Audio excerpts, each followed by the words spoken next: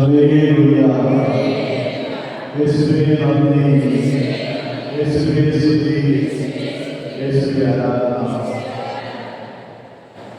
നിങ്ങൾക്ക് സുഖമാണോ?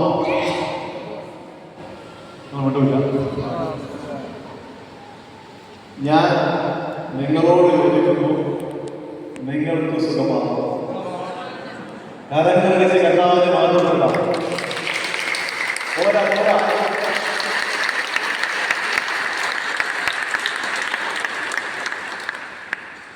നമ്മൾ ധ്യാനിക്കാനായിട്ട് പോവുകയാണ്. നമ്മൾ ധ്യാനിക്കാനായിട്ട്. ആരാണ് ധ്യാനിക്കാൻ പോകുന്നത്? ആരാണ് ധ്യാനിക്കാൻ പോകുന്നത്? ഞാൻ വീണ്ടും നിങ്ങളോട് ചോദിക്കും, ആരാണ് ധ്യാനിക്കാൻ പോകുന്നത്? നിങ്ങൾ ധ്യാനിക്കാൻ പോകുന്നത്. നിങ്ങൾ ധ്യാനിക്കാനായിട്ട് പോകുമ്പോഴേ പഴയ നിയമത്തിലൊരു യാഗവുമുണ്ട്. പഴയ നിയമ ഉൽപ്പത്തി പുസ്തകത്തിൽ നമ്മൾ കാണും. 34-ാം അധ്യായത്തിലാണ് ഒരു യാക്കോബിനെ കാണുന്നത്. യാക്കോബ് ഇതുപോലൊന്ന് വരുന്നുണ്ട്. ദൈവവുമായിട്ട് സംസാരിക്കാനാണ്.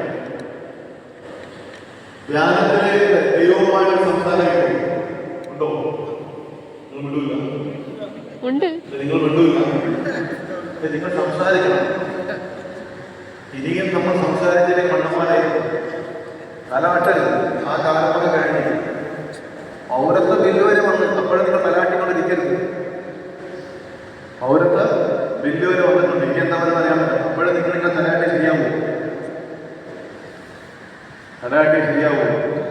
ഇത് സംസാരിക്കണം. എന്ത് ചെയ്യണം? സംസാരം എന്താണ്? സംഭാഷണം ഉണ്ടാകണം. എന്തുണ്ടാകണം? ഉണ്ടൂല്ല. എന്തുണ്ടാകണം? സംഭാഷണമാണ്. ഡിബേറ്റ് വേണ്ട. എന്ത് വേണ്ട? ഡിബേറ്റ് അല്ല. എന്തുണ്ടാകണം? സംസാരം, സംഭാഷണം ഉണ്ടാകണം. നാരായണ സ്വാമിനെ അറിയാവോ? ഉണ്ടൂല്ല. നിങ്ങൾക്കറിയില്ല? കുമ്പളത്താർക്ക് അറിയില്ല നാരായണ സ്വാമി? അറിയോ? ആ നാരായണ സ്വാമി ഒരു കാര്യമുണ്ട്. നാരായണ സ്വാമി പറയും, പറയുവാനും കേൾക്കുവാനും എങ്ങനെയാ? ആകാശത്തിന് കീഴിൽ പറയുവാനും കേൾക്കുവാനും സാധിച്ചാൽ തീരാവുന്ന പ്രശ്നമേ ഉള്ളൂ. എവിടാ? ആകാശത്തിന് കീഴിൽ. എല്ലായിടത്തും. നിങ്ങൾ ആലോചിച്ചോക്കെ. ഇപ്പൊ നമ്മുടെ ഇവിടെ ഉണ്ടല്ലോ ഇസ്രയേലും പാലസ്തീനും ഉണ്ടോ? ഉണ്ടൂല്ല. ഈ നാവത്തിന് പാലസ്തീനും ഇസ്രയേലും അല്ലേ? ആണോ? ഇസ്രയേൽ പറയുമ്പോൾ പാലസ്തീൻ കേൾക്കുന്നില്ല. ഇതുപോലെ തന്നെ ഞാൻ പറയുന്നത് ആരും കേൾക്കുന്നില്ല. നിങ്ങൾ കേൾക്കുന്നില്ല. ഇതുപോലെ തന്നെ ഇസ്രയേൽ പറയുന്നു, പാലസ്തീൻ കേൾക്കുന്നില്ല. പാലസ്തീൻ പറയുന്നു, ഇസ്രയേൽ കേൾക്കുന്നില്ല. രണ്ടുപേരും പറഞ്ഞുകൊണ്ടിരിക്കും. ഈ പറഞ്ഞു ചെയ്തുകൊണ്ടിരിക്കുന്നത്. ഞാൻ സംസാരിക്കണം, നിങ്ങൾ സംസാരിക്കണം. പറ്റുമല്ലോ? നിങ്ങൾ പറ്റൂല. അപ്പൊ എന്തായിരിക്കും? ഒന്നും മനസ്സിലാവില്ല. ബഹളമായിരിക്കും. ആണോ? അല്ലേ? നിങ്ങൾ പെണ്ണൂല്ല അല്ലേ?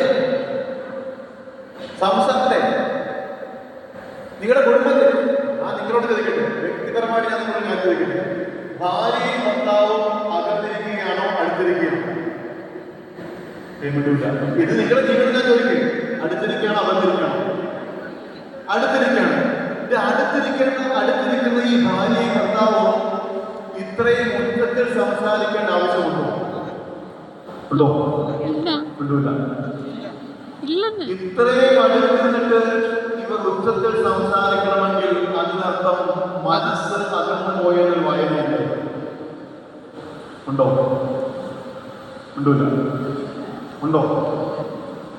ഈ പാലസ്തീനെ അതിന്റെ അപ്പുറം എന്നൊക്കെ പറയുന്നത് ആണോ? ഇന്ന് പറഞ്ഞുകൊണ്ടിരിക്കുകയാണ് മാത്രമല്ല, എന്തും പറയാവുന്ന അവസ്ഥയായി. നിങ്ങൾ ചുമ്മാ ഈ സാമൂഹ്യ മാധ്യമങ്ങളും അതിനുള്ള പേപ്പറൊക്കെ വായിച്ച് നോക്കിയാൽ മതി. കഴിഞ്ഞ നമ്മുടെ ഇലക്ഷനൊക്കെ നോക്കിയാൽ മതി. പറഞ്ഞു പറഞ്ഞ എന്താണ് പറയുന്നത്? എന്താ പറയുന്നത്? എന്ത് പറയും? ആദ്യം എന്ത് പറയും? എന്ത് പറയും? ഇന്ന് പറഞ്ഞ തുടക്കം ജാതിയും മതമൊക്കെ പറയുന്നത്.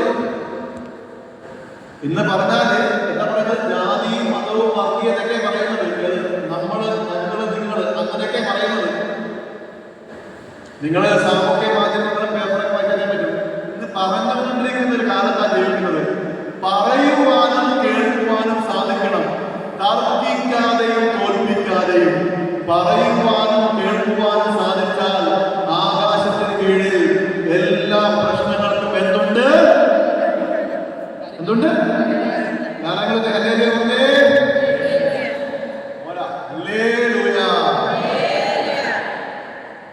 അപ്പൊ അതുകൊണ്ട് ഞാൻ പറയുന്നത് ഈ ധ്യാനത്തിൽ പറയുന്നത് ഇതായിരിക്കും മെത്തേഡ്. എന്താണ്?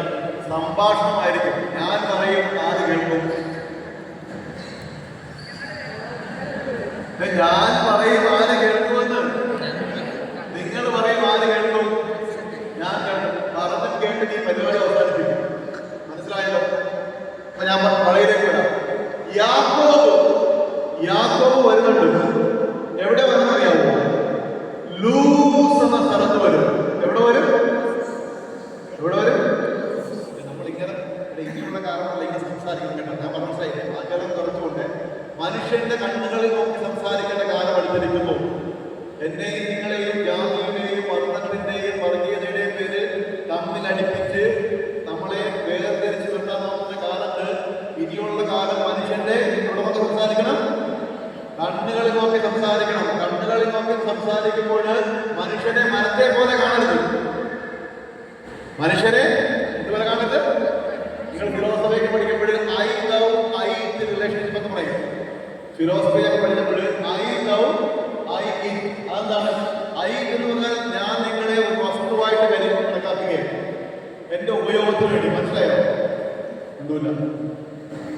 ഞാൻ എന്ന് വെച്ചാൽ നിങ്ങളൊരു വസ്തുവാണ് എനിക്ക് ഉപയോഗിക്കാൻ വേണ്ടി മാത്രം. അങ്ങനെയല്ല. അത് വളരെ പേഴ്സണലാണ്. ഒരു ഭാര്യയും ഭർത്താവിനോട് ബന്ധമില്ലേ? അതുപോലെയാണ്. ഇനിയുള്ള കാലം ഇങ്ങനെ ജീവിക്കാം. അകലം കുറച്ചുകൊണ്ട് മനുഷ്യന്റെ കണ്ണുകളിൽ നോക്കി സംസാരിക്കണം. സംസാരിച്ചുകൊണ്ടിരുന്നാൽ മാത്രം പോരാ. പിന്നെ എന്ത് ചെയ്യണം? ആൾക്കാർക്കറിയാം. ആകാശവാണിയാണ്. അറിയാതെ രാവിലെ തുറന്നു നോക്കും. എന്ത് ചെയ്യും? രാവിലെ തുറന്നു നോക്കും. പിന്നെ നടക്കുമോ? ഇല്ല. അപ്പൊ അതുകൊണ്ട് ഈ ഞാൻ പറഞ്ഞതിനോട് ഈ സംഭാഷണങ്ങൾ ഉണ്ടാകട്ടെ. ഡിബേറ്റ് വേണ്ട. തർക്കങ്ങളും തോൽപ്പിക്കലൊന്നും വേണ്ട. എല്ലായിടത്തും കുടുംബങ്ങളിലും ഇടവക പള്ളിയിലും രാജ്യങ്ങളിലുമൊക്കെ സംഭാഷണം ഉണ്ടാകാൻ വേണ്ടി നമ്മൾ പ്രാർത്ഥിക്കണം. അതുണ്ടാകണം. അത് ഉറപ്പുവരുത്തണം. അപ്പൊ ലൂസ് എന്ന സ്ഥലത്ത് ഈ യാക്കോബ് വരികയാണ്. എങ്ങനെ വരുന്നത്? ഒറ്റയ്ക്കാണ്. എങ്ങനെ വരുന്നത്? ഒറ്റയ്ക്കാണ് വരുന്നത്. യാക്കോബ് പുഴയ്ക്കക്കരെ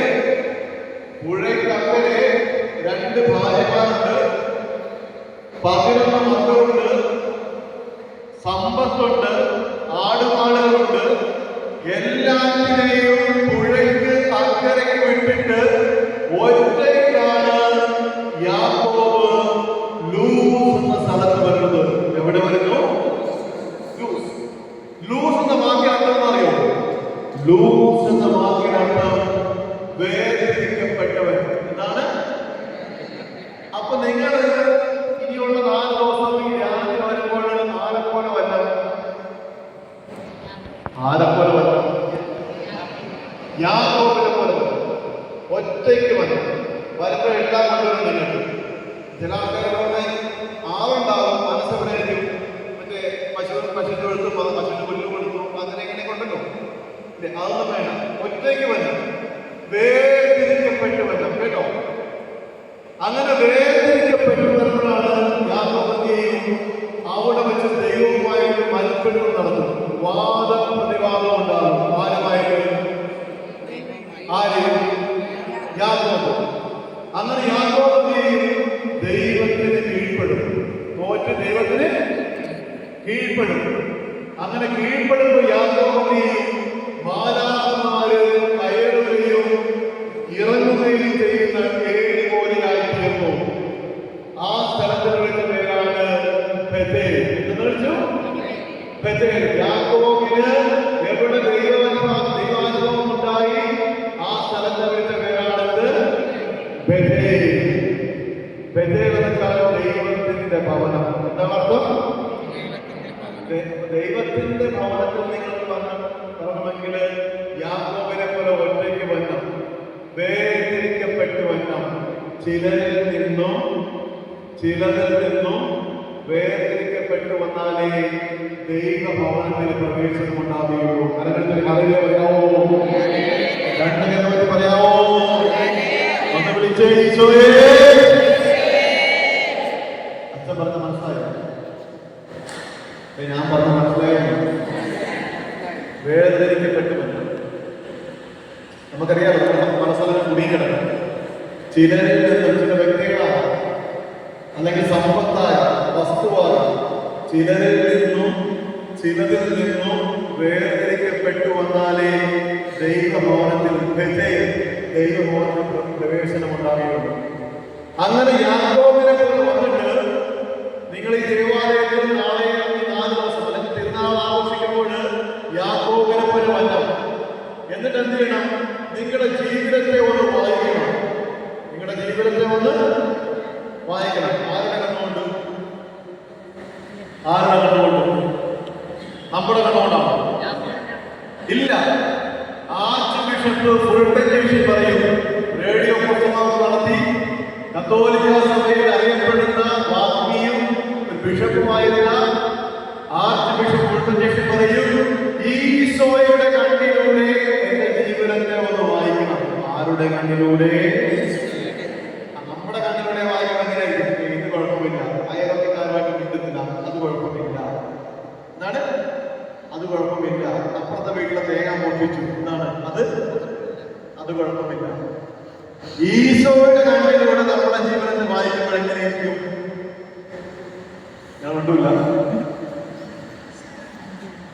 ഈശോയുടെ കണ്ണിലൂടെ നമ്മുടെ ജീവിതത്തെ വായിക്കുമ്പോൾ എങ്ങനെയിരിക്കും? ഉണ്ടൂല്ല.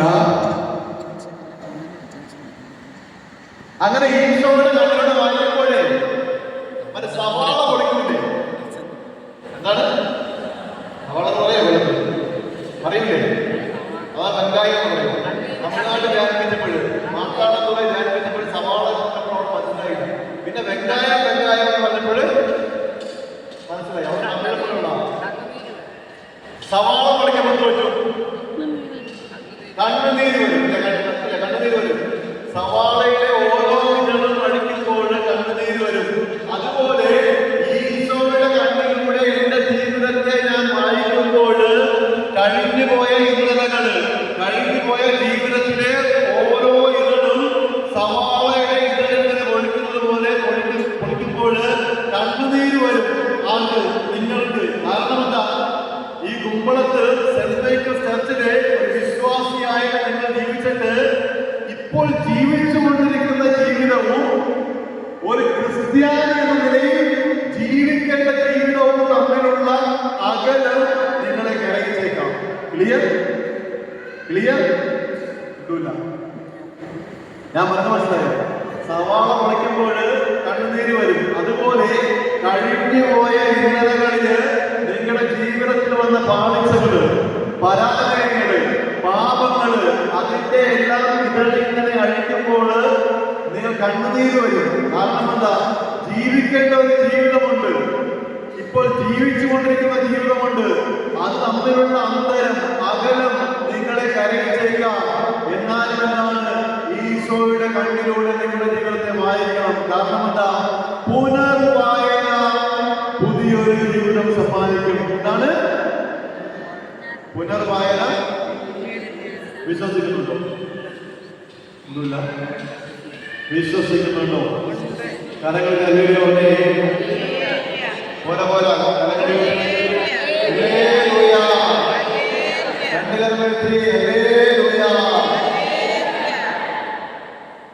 അപ്പൊ അതുകൊണ്ട് പുനർവായന എന്തുകൊണ്ടാണ്? ഞാൻ ആത്മം പറഞ്ഞു നോക്കിയാണ് എന്താണ് ഈ ധ്യാനം ഉദ്ദേശിക്കുന്നത്. നിങ്ങൾ വിചാരിക്കുമല്ലോ കപ്പൂച്ചൻ അച്ഛന്മാര് ഇവിടെ വന്നിട്ട് എന്താണ് ഈ ധ്യാനത്തിൽ ഉദ്ദേശിക്കുന്നത് നിങ്ങൾ വിചാരിക്കുമല്ലോ. എന്താണ് ഈ വിഷൻ ധ്യാനത്തിന്റെ ഒരു ഞങ്ങൾ ഉദ്ദേശിക്കുന്നത്, അല്ലെങ്കിൽ അവരുടെ റിസൾട്ട് എന്താണ്? Hallelujah, hallelujah. പുതിയൊരു ജീവിതം ഉണ്ടാകും, പുതിയൊരു ജീവിതം ഉണ്ടാകും. നശിക്കണോ നവീകരിക്കണോ? നശിക്കണോ നവീകരിക്കണോ? നവീകരിച്ചില്ലെങ്കിൽ എന്ത് പറ്റും? ഈ നിങ്ങളെ ഇടവക ദേവാലയം പുതിയ പള്ളിയാണ് അല്ലേ? ആണോ? ഈ പള്ളി ഉണ്ടല്ലോ, നിങ്ങൾ തൂക്കാതെയും തുടക്കാതെയും ഇട്ട് എന്ത് പറ്റും? നശിച്ചു പോകും. ഇതുപോലെ കാലക്രമേണ എന്താണ്, നമ്മൾക്കും ഒരു നവീകരണം ഉണ്ടാകണം. അതുകൊണ്ട് ലൂക്കായുടെ സുവിശേഷം 13-ാം അധ്യായം 5-ാം വാക്യം, പശ്ചാത്തപിക്കുന്നില്ലെങ്കിൽ നിങ്ങൾ നശിക്കും. പറഞ്ഞേ, നിങ്ങളുണ്ടല്ലോ മറ്റേ സി സ്കെയിലിൽ കിടക്കുകയാണ്. മ്യൂസിക് പഠിക്കുമല്ലോ, അറിയാലോ? മ്യൂസിക് പഠിക്കുക അല്ലേ? നിങ്ങൾ ഇപ്പോഴും ഇതിൽ കിടക്കുന്നത് അത് കിടന്ന് നിങ്ങൾ കിടക്കുന്നത് ഉറങ്ങും. ബെഡിന്റെ മാലി കിടക്കും. സ്വരം ഉയരുന്നത് ദേവാലയത്തിലേക്ക് സ്വരം പുറത്തേക്ക് സ്വരം. ഈ ദേവാലയത്തിൽ പുറത്തേക്ക് തന്നെ സ്വഭാവം. ഹല്ലേലൂയ. ലൂക്കായുടെ സുവിശേഷം 13-ാം അധ്യായം 5-ാം വാക്യം എന്താണ്? പശ്ചാത്തപിക്കുന്നില്ലെങ്കിൽ ഒന്നായിട്ട് പറഞ്ഞേ, അതിലൊന്നും പറഞ്ഞേ അഭിഷേകം ഉണ്ടാകും. പശ്ചാത്തപിക്കുന്നില്ലെങ്കിൽ നിങ്ങൾ നശിക്കും. പശ്ചാത്താപവും മാനസാന്തരവും ഉണ്ടാകണം. എന്തിനു വേണ്ടി? നവീകരണത്തിന് വേണ്ടി. പശ്ചാത്താപവും മാനസാന്തരവും ഉണ്ടാകണം. എന്തിനു വേണ്ടി?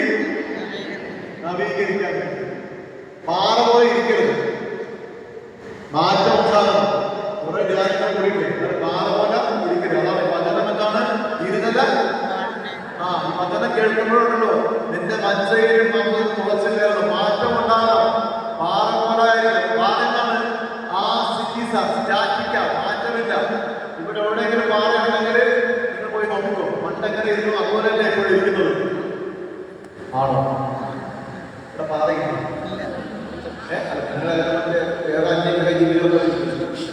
പാറയൊക്കെ ഉണ്ടോ? അതുപോലെ ആകാമോ? മാറ്റം ഉണ്ടാകണം. ആർക്കുണ്ടാകണം? ആർക്കുണ്ടാകണം? പശ്ചാത്താപവും മാനസാന്തരവും എന്തിനു വേണ്ടി? നവീകരിക്കണം. എന്താ സംഭവിക്കുന്നറിയാവോ? നിങ്ങളെന്ന വിശ്വാസി ഈ ധ്യാനത്തിൽ പങ്കെടുത്തിട്ട് നിങ്ങളുടെ ജീവിതത്തിൽ വചനം കേൾക്കുകയും ഈ പറഞ്ഞ വർഷങ്ങൾ പങ്കെടുത്തുകൊണ്ട് നിങ്ങളെ തന്നെ വിട്ടുകൊടുത്തുകൊണ്ട് ആരാധനയിലേക്ക് ശ്രമിച്ച് നിങ്ങളുടെ നിയോഗങ്ങൾക്ക് പറഞ്ഞ് ഉപസാരിച്ച് പശ്ചാത്താപത്തിലൂടെയും മാനസാന്തരത്തിലൂടെയും നവീകരിക്കുമ്പോൾ സംഭവിക്കുന്ന ഇതാണ്, കഠിനമായ ഹൃദയം സരളമായ ഹൃദയമായിട്ട് മാറും. എന്താണ്?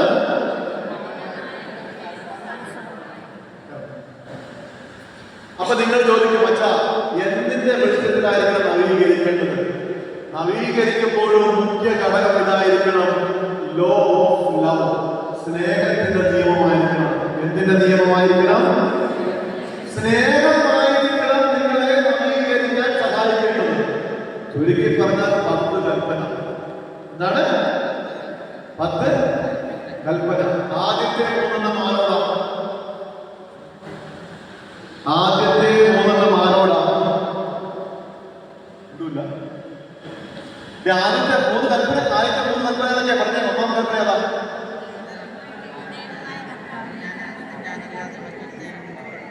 രണ്ടാമത്തതോ? മൂന്നാമത്തതോ? കാര്യങ്ങളുടെ ഓർമ്മകൾ അറിയാലോ. എന്റെ പഠിച്ച കാര്യങ്ങളൊക്കെ. ആദ്യം ദൈവസ്നേഹം, ആദ്യത്തെ 3. ബാക്കി 7 മാതാപിതാക്കളെ ബഹുമാനിക്കുന്നതുപോലെ അങ്ങോട്ട് കൊല്ലരുത്, വ്യഭിചാരം ചെയ്യരുത്, മോഷ്ടിക്കരുത്, അല്ലേ? അതെന്താണ്? ആരുമായിട്ടാണ്? സഹോദര സ്നേഹം. അപ്പൊ ദൈവസ്നേഹവും എന്താണ്? പരസ്നേഹം. സ്നേഹമായിരിക്കണം നിങ്ങളുടെ മുഖ്യ ഘടകം. നിങ്ങളുടെ ജീവിതത്തെ നവീകരിക്കുമ്പോൾ ഹല്ലേലൂയ, ഹല്ലേലൂയ, ഹല്ലേലൂയ.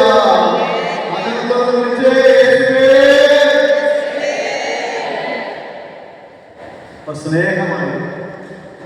ഇനി എങ്ങനെ നവീകരിക്കണം? ലൂക്കായുടെ സുവിശേഷം 3-ാം അധ്യായം 5-ാം വാക്യം എന്താണ്? വളഞ്ഞവ നേരെയാക്കണം.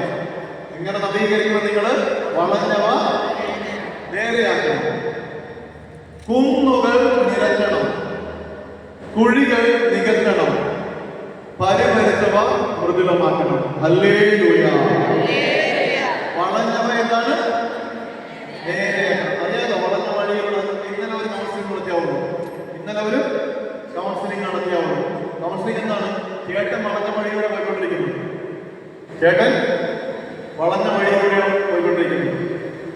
അപ്പൊ അതിന്റെ അവസാനത്തെ കുടുംബത്തിൽ പ്രശ്നമായി. അങ്ങനെ കുടുംബത്തിൽ പ്രശ്നമായ ചേട്ടനെ കൊണ്ട് ചേച്ചി വന്നു ആസ്പത്രിയിൽ സംസാരിക്കാൻ. അപ്പൊ ചേട്ടൻ പ്രശ്നം എന്താണ്? ചേട്ടന് മറ്റേ ഇന്ന് മുതൽ മകരം വരെയുള്ള പരിപാടിയാണ്. ഏത്? ഇവിടെ പിന്നെ 1-2 പേര്. ആ വളഞ്ഞവ എന്ത് ചെയ്യണം? നവീകരിക്കുമ്പോൾ വളഞ്ഞവ എന്ത് ചെയ്യണം? നേരെയാക്കണം. വളഞ്ഞ വഴിയിലൂടെ ദൈവത്തെ കാണാൻ പറ്റുമോ? ഇല്ല.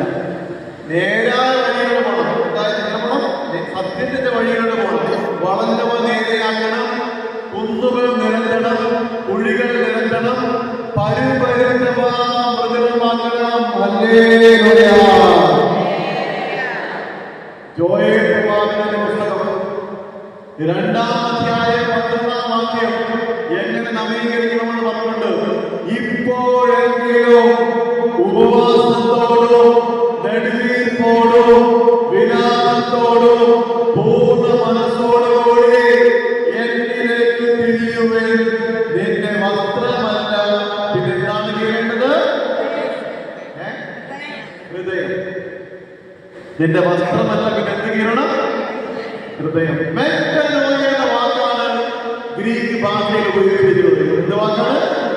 മെറ്റനോയ.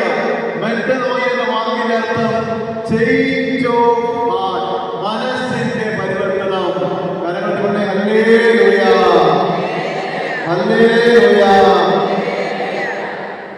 അപ്പൊ ഇതുണ്ടാകും, മാനസാന്തരമുണ്ടാകും. ഉപവാസത്തിലൂടെയും പ്രാർത്ഥനയിലൂടെയും ഇപ്പോഴെങ്കിലും ഈ സമയത്ത് സ്വീകാര്യമായ സമയമാണ്. ഈ സമയത്തെങ്കിലും ഉപവാസത്തോടും നെടുവീർപ്പോടും വിലാപത്തോടും പൂർണ്ണ മനസ്സോടുകൂടി എന്നിലേക്ക് തിരിയുവിൻ. നിന്റെ വസ്ത്രമല്ല, നിന്റെ ഹൃദയമാണ് കയറേണ്ടത്. ഹല്ലേലൂയ. ഇനി എങ്ങനെയാണ് നമ്മൾ ധ്യാനിക്കാൻ പോകുന്നത്? അതുകൊണ്ട് പറയണത് വിഭേദന കിടക്കാം. ബുദ്ധന്റെ ജീവിതത്തിലുള്ള സംഭവം നിങ്ങൾ എല്ലാവരും എഴുതുന്നുണ്ടാണ്. എനിക്കൊരു പ്രശ്നമുണ്ട്. നിങ്ങൾ ആരെങ്കിലും എൻ്റെ മുമ്പിൽ ഉറങ്ങിയാൽ ഞാനത് നിന്നുപോകും. ഉറങ്ങാൻ ആഗ്രഹമുള്ളവർ എഴുതിയപ്പോൾ പോകുകയുള്ളൂ. ഞാൻ വിശ്വസിക്കുന്ന ഒരു കാര്യമാണ്. ഇനിയുള്ള കാലത്തെ എനിക്ക് വേണമെങ്കിൽ അവിടെ നിന്ന് സംസാരിക്കാം. എനിക്ക് പറഞ്ഞ മനസ്സിലായില്ല. ഞാനിപ്പോൾ തന്നെ ഇവിടെ വേർക്കുന്നുണ്ട്. ഞാനിവിടെ നിന്ന് വേർക്കുന്നുണ്ട്. അവിടെ നിന്ന് എനിക്ക് എന്ത് കിട്ടും? കാറ്റ് കിട്ടും. ആ കാറ്റ് എനിക്ക് വേണ്ടത് ഞാൻ ഇവിടെ നിൽക്കും. കാരണം അറിയാം, അവിടെ നിന്ന് എനിക്ക് സംസാരിക്കാൻ അറിയാം. പക്ഷെ അവിടെ നിന്ന് സംസാരിക്കുമ്പോൾ നിങ്ങൾക്ക് കുറേ ഡിസ്ട്രാക്ഷൻ ആവും. കുറച്ച് പേർ അങ്ങോട്ട് ഇരുന്ന് ഉറങ്ങും. പിന്നെ നമ്മൾ ഈ വെറുതെ ചുമ്മാ ഇരിക്കണം. ഈ 5 ദിവസം നിങ്ങളുടെ ജീവിതത്തിൽ എന്തെങ്കിലും ഉപകാരം ഉണ്ടാകും. എവിടെയെങ്കിലും സ്മാർട്ടുണ്ടായാൽ മതി. എവിടെയെങ്കിലും ജീവിച്ചുകൊണ്ടിരിക്കുന്ന ജീവിതത്തിൽ എവിടെയെങ്കിലും ഒരു വെളിച്ചമുണ്ടായാൽ അതിനെ നമ്മൾ ദൈവത്തിന് നന്ദി പറയും. കാര്യങ്ങളുടെ ഹല്ലേലൂയ പറഞ്ഞേ.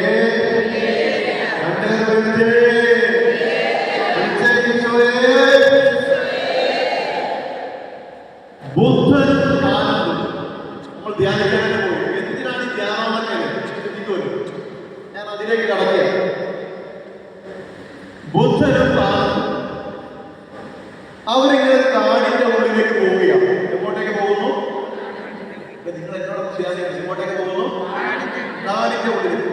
ഞാൻ വിത്ത് ഓൾ റെസ്പെക്ട്, ഞാനിങ്ങനെ വരുമ്പോൾ നിങ്ങൾ കൊച്ചു കുട്ടികളെ പോലെ ഞാൻ മാറ്റിപ്പെട്ടുള്ളതാണ്. ഞാൻ നിങ്ങളെ വളരെ മഹാന്മാരും അല്ലെങ്കിൽ എന്താ പറയാ പ്രബുദ്ധരായ കത്തോലിക്ക വിശ്വാസികളാണ്. അതായത് ഇന്നലെ വന്ന് ഫ്രാൻസിസ് സേവ്യർ നേരിട്ട് വന്ന് മാമോദിസപ്പെടുത്തിയ ആൾക്കാരാണ് എന്നെ കൊണ്ടുവരിക്കുന്നത്. ആ ഒരു ആദരവ് ബഹുമാനത്തോടു കൂടിയാണ് ഞാൻ നിങ്ങളോട് സംസാരിക്കുന്നത്. അതാണ് ഇന്നലെ വന്ന് ഫ്രാൻസിസ് സേവ്യർ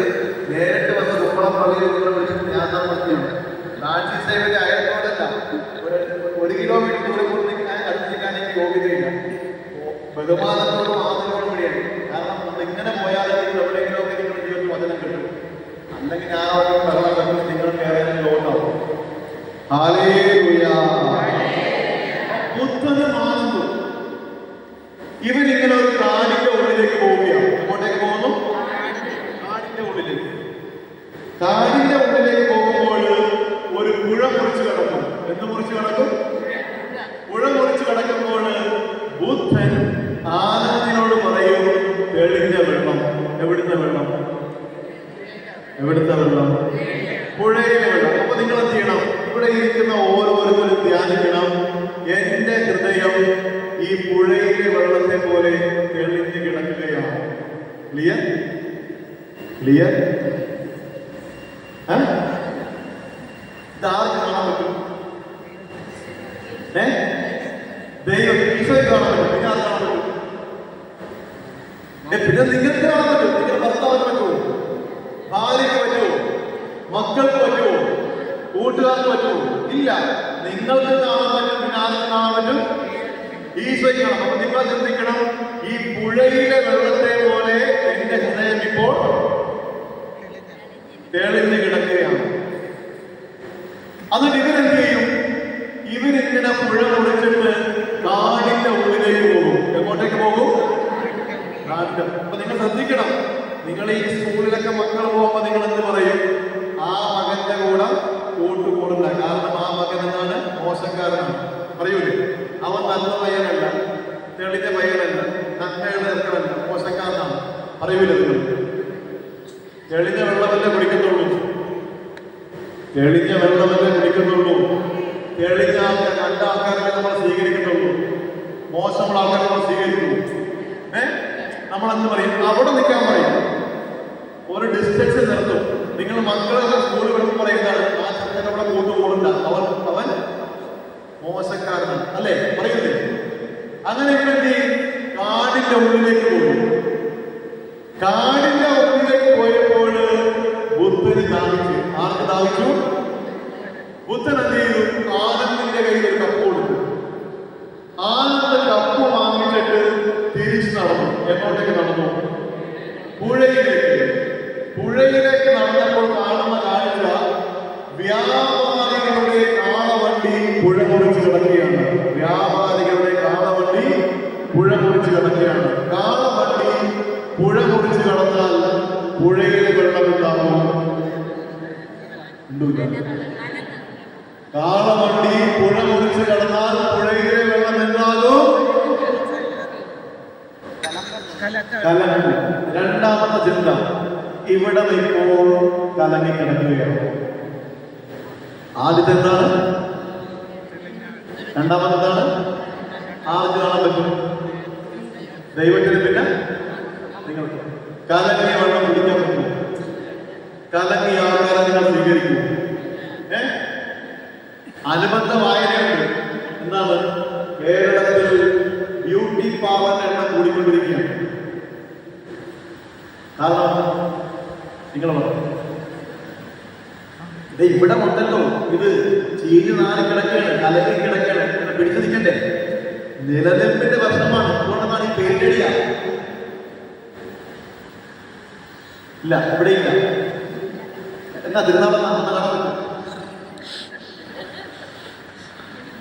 നമുക്കൊരു സംഭവം ഉണ്ടല്ലോ. എന്താണ്? മറ്റേ ജ്ഞാനസ്ഥാനം സ്വീകരിക്കുമ്പോൾ ദൈവവര പ്രസാദം, അങ്ങനെ പരിപാടി ഉണ്ടോ?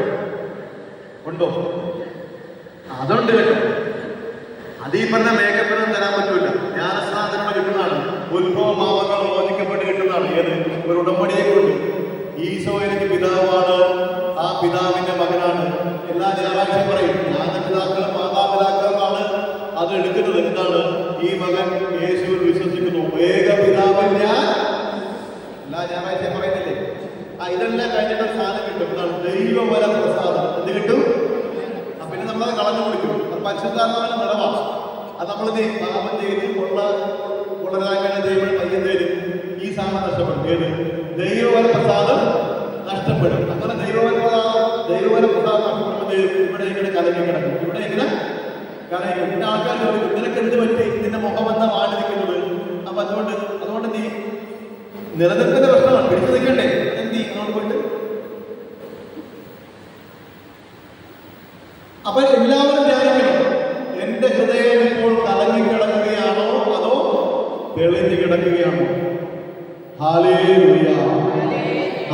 ഹല്ലേലൂയ. ഇനിയാണ് ഈ ധ്യാനത്തിന്റെയൊക്കെ പ്രത്യേകത. കലങ്ങിയ വെള്ളം കുടിക്കാൻ പറ്റില്ലല്ലോ. ആനന്ദന്റെ കാലിയായ കപ്പുമായിട്ട് ഗുരുവായ ബുദ്ധന്റെ അടുത്തേക്ക് ചെല്ലും. ബുദ്ധനുണ്ടല്ലോ, ആനന്ദിനെ സഹായിക്കും, വഴക്ക് പറയും. ആനന്ദിനോട് പറയും, നിനക്കെന്തായിരുന്നു ഇത്ര തിടുക്കം? ആനന്ദ് കലങ്ങിയ വെള്ളം എടുക്കാതെ പെട്ടെന്ന് വേഗത്തിൽ ഗുരുവായ ബുദ്ധന്റെ അടുത്തേക്ക് ചെല്ലുമ്പോൾ ബുദ്ധൻ സഹായിക്കും, വഴക്ക് പറയും. എന്നിട്ട് പറയും, നിനക്കെന്തായിരുന്നു ഇത്ര തിടുക്കം, ഇത്ര സ്പീഡ്? ഒന്ന് ശാന്തമായി ഇരുന്നാല് തെളിയാത്ത ഏത് പുഴയാണുള്ളത്? ക്ലിയർ? ഒന്ന് ശാന്തമായി ഇരുന്നാല് തെളിയാത്ത എല്ലാ പുഴയും ശാന്തമായി നമ്മൾ ഇരുന്ന് കൊടുത്താൽ തെളിയൂലേ? ഒന്നുമില്ല. എല്ലാ മനുഷ്യരും ഒന്ന് ശാന്തമായി ഇരുന്നാൽ തെളിയൂലേ?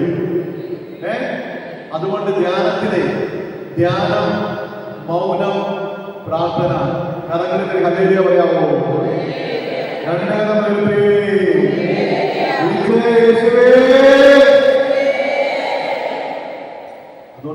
അതുകൊണ്ടാണ് ഞാൻ പറഞ്ഞത്, എന്താണ് ലോയ പ്രവാചകൻ, നിന്റെ വസ്ത്രമല്ല പിന്നെ എന്താണ് കീറേണ്ടത്? ശാന്തമായിരിക്കാൻ പറ്റണം. ശാന്തമായിരുന്നാൽ തെളിയും. പ്രകൃതി നിയമമാണ്. നമുക്ക് പ്രത്യേകതയുണ്ട്. ഈ പള്ളിയിൽ നിന്ന് പുറത്തേക്ക് ഇറങ്ങിയാലുണ്ടല്ലോ പിന്നെ ബഹളമാണ്. നിങ്ങളുടെ കാര്യം ഞാൻ പറയണ്ടല്ലോ, രാവിലെ 4 മണിക്ക് 5 മണിക്ക് നടന്ന പരിപാടിയാണ്. ഈ പാത്രവും ചട്ടിയും അല്ലേ? എപ്പോഴാണ് ചെയ്യുന്നത്? ശാന്തമായിരിക്കാൻ പറ്റുന്നു?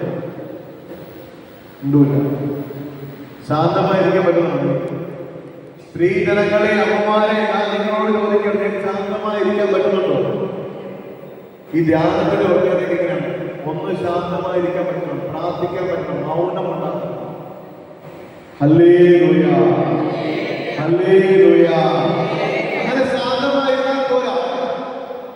ശാന്തമായിരുന്നിട്ട് ഒരു 3 നോട്ടം വേണം. ഞാൻ ഇന്നും നാളെയും കൂടി പറയാൻ ആഗ്രഹിക്കുന്നതിനെ കുറിച്ചാണ്. 3 നോട്ടം. ശാന്തമായിട്ട് നിങ്ങൾ ഈ ദേവാലയത്തിൽ വന്നിട്ട് ഈ ഫാന്റെ വീടിരിക്കുമ്പോഴും നിങ്ങൾ ചിലപ്പോൾ ഉറങ്ങിപ്പോകും. ചിലരിപ്പോഴോ ഉറങ്ങുന്നുണ്ട്. ശാന്തമായിരുന്നിട്ട് നിങ്ങൾ ഉറങ്ങും. ശാന്തമായിരുന്നിട്ട് 3 നോട്ടം. ഇംഗ്ലീഷിൽ പറയും, the holistic dimension of spirituality consisting of 3 looks എന്ന് പറയും. അതായത് സമഗ്രമായ ഒരു ആധ്യാത്മിക മനുഷ്യൻ എന്ന് പറഞ്ഞാൽ അദ്ദേഹത്തിൽ ഒരു 3 നോട്ടം ഉണ്ടാകും. ഒരു പച്ച മനുഷ്യൻ എന്ന് പറഞ്ഞാൽ അദ്ദേഹത്തിന് 3 നോട്ടം ഉണ്ടാകും. ആദ്യത്തെ നോട്ടം തന്നിലേക്ക്. ആരിലേക്ക്? എന്നിലേക്ക്. ആരിലേക്ക്? Look in. ആരിലേക്ക് നോക്കണം? അപ്പോൾ ആരിലേക്ക് നോക്കണം? ആരിലേക്ക് നോക്കണം? നിങ്ങളിലേക്ക് നോക്കണം. ആരിലേക്ക് നോക്കണം? നിങ്ങളിലേക്ക്. ഒന്നാമത് നോട്ടം ആരിലേക്കാണ്? എന്നിലേക്ക്. രണ്ടാമത് നോട്ടം ലുക്ക് അപ്പ്. ആരിലേക്ക് നോക്കണം? ഈശോയിലേക്ക് നോക്കണം. ആരിലേക്ക് നോക്കണം? അതായത് ഞാനും ഈശോയും തമ്മിലുള്ള ബന്ധം. ചുരുക്കി പറഞ്ഞാൽ ആദ്യത്തെ 3 കൽപ്പന, 3 പ്രമാണങ്ങൾ ഏതൊക്കെയാണ്? പറഞ്ഞു. അതിന് ദൈവമായ കർത്താവ് ഞാനാകുന്നു, ഞാനല്ലാതെ മറ്റൊരു ദൈവം നിനക്കുണ്ടാകരുത്. രണ്ടാമതാണ് ദൈവത്തിന് കർത്താവോ. മൂന്നാമത് കർത്താവിനെ പരിശുദ്ധമായി. അതിനോട് ചേർത്ത് തിരുസഭയുടെ കൽപ്പന കൊണ്ടിട്ട് അറിയാലോ, ഞായറാഴ്ചകളിലും ഇതെല്ലാം ഈ പറഞ്ഞ ലുക്ക് അപ്പ്, ഞാനും ഈശോയും തമ്മിലുള്ള ബന്ധത്തിൽ കിടക്കേ. ഹല്ലേലൂയ. മൂന്നാമത് നോട്ടം ലുക്ക് അറൗണ്ട്. എന്താണ്? ചുറ്റുപാട്. അതാരൊക്കെ? അയൽക്കാര്, ബന്ധുക്കള്, സഹോദര സ്നേഹം.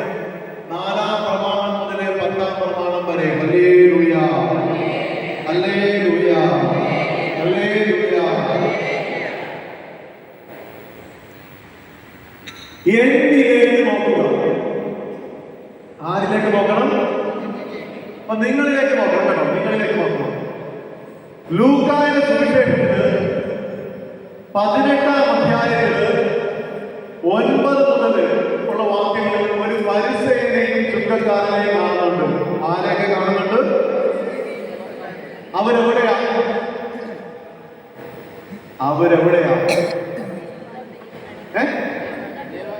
ദേവാലയത്തിൽ. നമ്മളെ പോലെ എവിടെയാണ്? ദേവാലയത്തിലാണ്. ഫരിസേയൻ വചനം പറയുന്നത് എങ്ങനെയാണ്? ഫരിസേയൻ എഴുന്നേറ്റ് നിന്ന് പ്രാർത്ഥിച്ചു. എങ്ങനെ പ്രാർത്ഥിച്ചു? ഫരിസേയൻ പറയുകയാണ്, ഞാൻ അക്രമകാരികളെ പോലെയോ വ്യഭിചാരികളെ പോലെയോ കള്ളന്മാരെ പോലെയോ ഈ നിൽക്കുന്ന ചുങ്കക്കാരനെ നോക്കി ഈ ചുങ്കക്കാരനെയോ പോലെ അല്ല. എന്നിട്ട് അദ്ദേഹം പറയുകയാണ്, ആഴ്ചയിൽ 2 ദിവസം ഞാൻ ഉപവസിക്കും, ഞാൻ ദശാംശം കൊടുക്കും. ആ പ്രാർത്ഥന ദൈവത്തിന്റെ മുമ്പിൽ സ്വീകരിക്കപ്പെട്ടു. ആ പ്രാർത്ഥന ദൈവത്തിന്റെ മുമ്പിൽ സ്വീകരിക്കപ്പെട്ടു. ചുങ്കക്കാരനെ പ്രാർത്ഥിച്ചു. ചുങ്കക്കാരൻ എങ്ങനെ പ്രാർത്ഥിച്ചു? ആ ചുങ്കക്കാരൻ ദേവാലയത്തിൽ വന്നു. പിന്നെ വചനം പറയുന്നത് മുട്ടുകുത്തിയിട്ട് മാനക്കാഴ്ചകൾ പറയുന്നു, എന്റെ പിഴ, എന്റെ വലിയ പിഴ,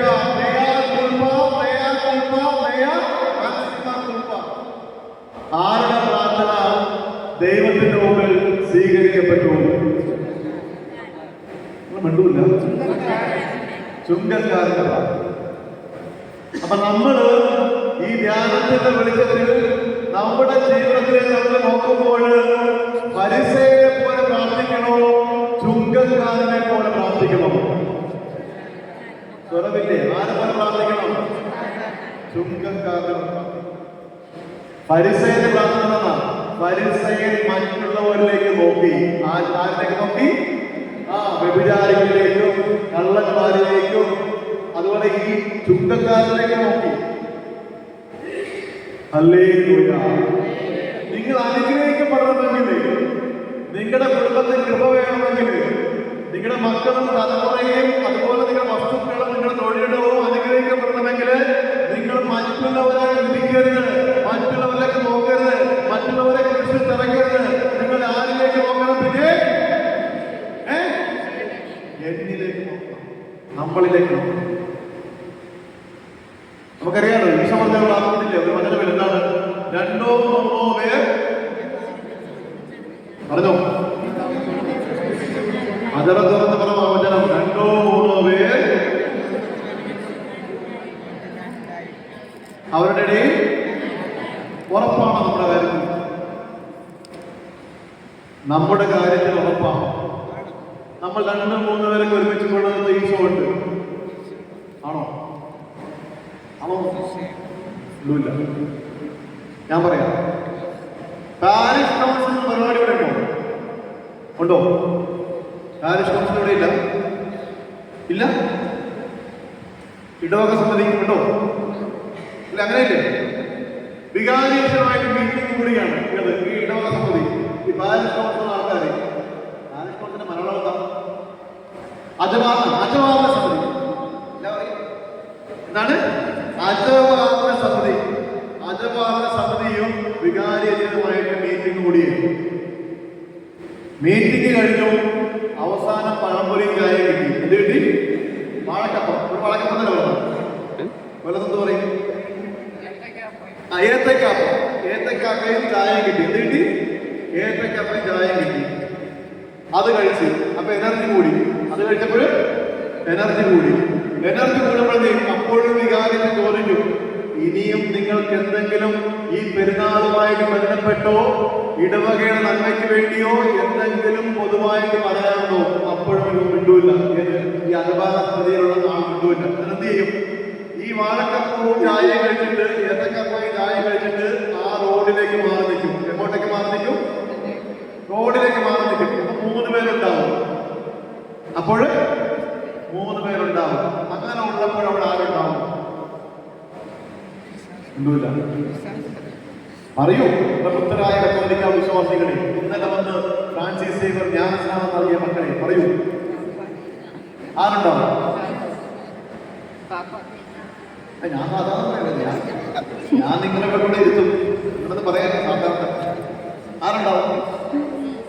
ആദ്യം വികാരിച്ചം വരും, ആദ്യം വികാരിച്ചം വരും. കാരണം ചോദിക്കാനും പറയാൻ ആരുമില്ല. പിന്നെ സിസ്റ്റേഴ്സ് വരും.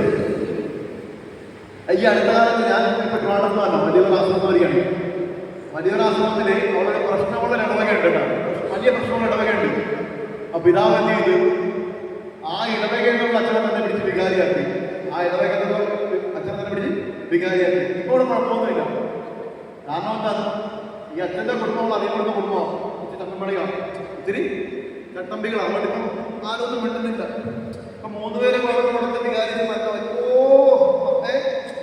ഇപ്പൊ വികാരിച്ച് 3 പേരെ കൊടുത്ത് BCS യൂണിറ്റിൽ എല്ലാവരും വികാരിച്ച്. കാരണം പറഞ്ഞാൽ അവരുടെ കൂട്ടുകാരോട് അടിക്കും, വീട്ടുകാരോട് മാറ്റി ചോദിക്കാനായിട്ട്.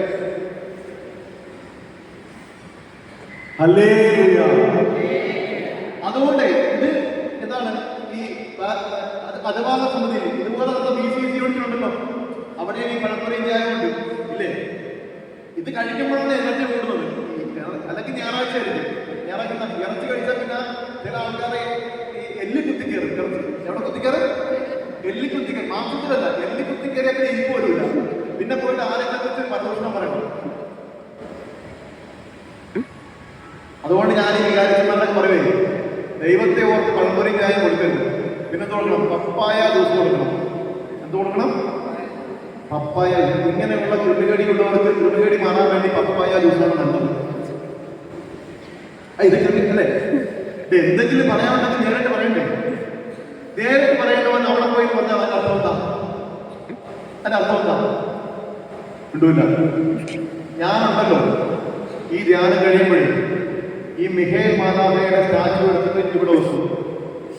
എന്നിട്ട് നിങ്ങളെല്ലാവരെയും കൊണ്ട് വിളിക്കും. എന്നിട്ട് നിങ്ങളുടെ വികാരിച്ചോട് പറയുമ്പോൾ രൂപക്കുട്ടിയോട് പരിപാടി, അച്ഛൻ ഇത്രയും തങ്കപ്പെട്ട മക്കളായ നിങ്ങളുടെ മുമ്പിൽ കൊണ്ടുവന്നു. എന്നിട്ട് നിങ്ങളെ എല്ലാവരെയും ചോദിക്കും. മതിയോ? ഇല്ല, വേണ്ട. ഞാൻ കൊണ്ടുവന്ന് നിങ്ങൾ ബ്ലെസ്സിംഗ് വാങ്ങിക്കണം. അത്രയെങ്കിലും സന്തോഷമല്ല. കരങ്ങളുടെ അലേലേ രണ്ടുകഥ വിളിച്ചേ.